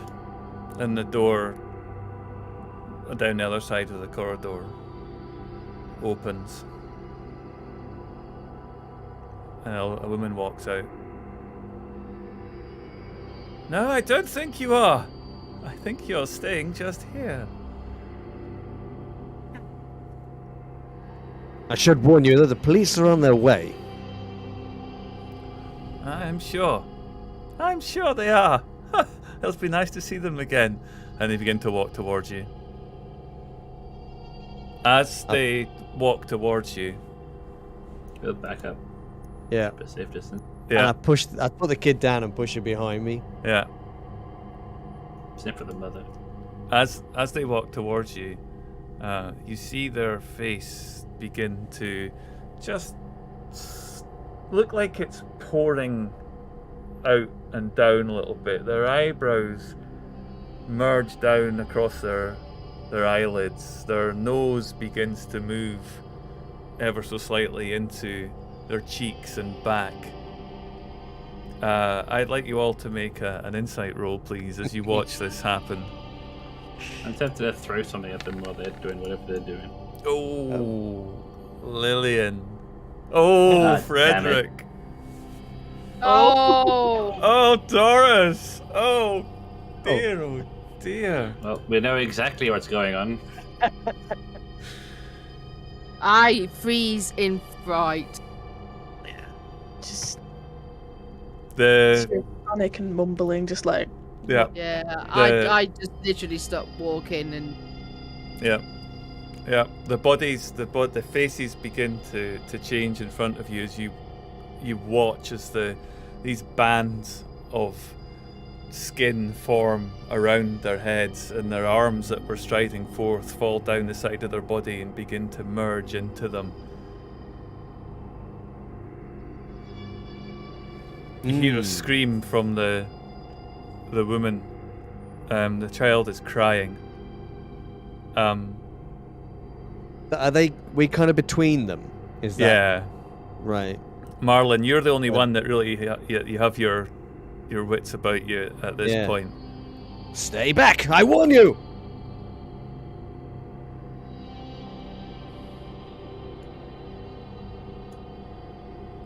If only you made one of your good deals on a revolver rather than books. You wake up. Your hands are tied. Mm. You hear sounds of digging above you.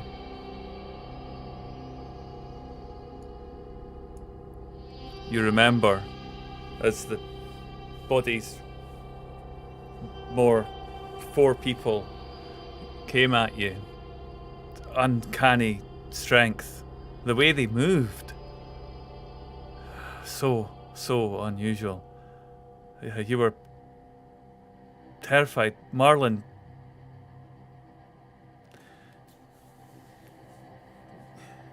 Did you do anything? Did you try to escape? Marlin, yeah, I think I would have tried to fend them off, definitely. Which is always a bad thing in Cthulhu Dark. Try to cut the deal. Yeah. So if you tried to fend them off, then they would have overpowered you. Yeah. The only chance of escape would have been escape. You remember that. You remember cursing. You're cursing your luck. You're under this space. You look in the darkness and you remember thinking, if only I'd run away. If only I'd run. Why didn't I run? Why didn't I run? The digging continues above your head. You hear a noise. Yeah, because I know it stopped last time, so I'm not gonna shout out and just be still. It's not picked up in pace since we sort of shouted before, is it? It's just Still steady and methodical. Yeah, so it's not someone who's frantically trying to save us. No. Frederick, So I think it's better to play dead. you hear a sound, a metal sound above your head.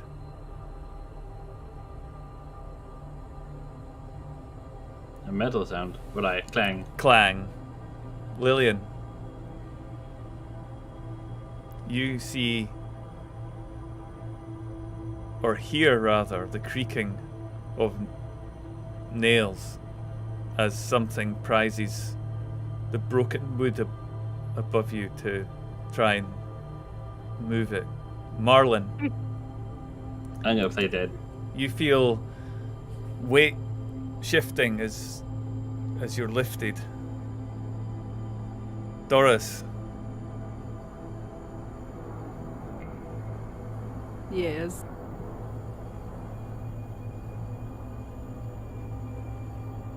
Actually, while they're faffing around outside the box, I might try and see if I can get my hand free. yeah. Hello. And then Hello? play dead. Get me out of here. Doris, there's a bump as you're dropped down onto something hard. Lifted up, put down. Each of you, as you're lying, trying to free your hands, trying to untie yourself, trying to beg to be let out. The tops of your enclosement open. Standing in front of you as the last piece of the wood is chipped away, moved away, is an impossible sight. An outline of a humanoid with light bending into it, drawing into it all around its arms, its fingers, its body seems to be drawing and destroying the light as it just consumes itself into you. And around, you see these bodies naked with bands. It looks like they're made of... it's like some sort of flesh. They don't have eyes. They don't have faces. They're like worms. They look like semi-humanoid worms. And the face, this empty black void, reaches down to you all at the same time and says to you, "Well, you are ready. You can either work for me and with me, or you will go back down in that hole, never to be found again. So tell me, do you wish to live in servitude? Or do you wish to die mortal?" I suppose it's always better to reign in hell. And that is where we'll leave this one shot.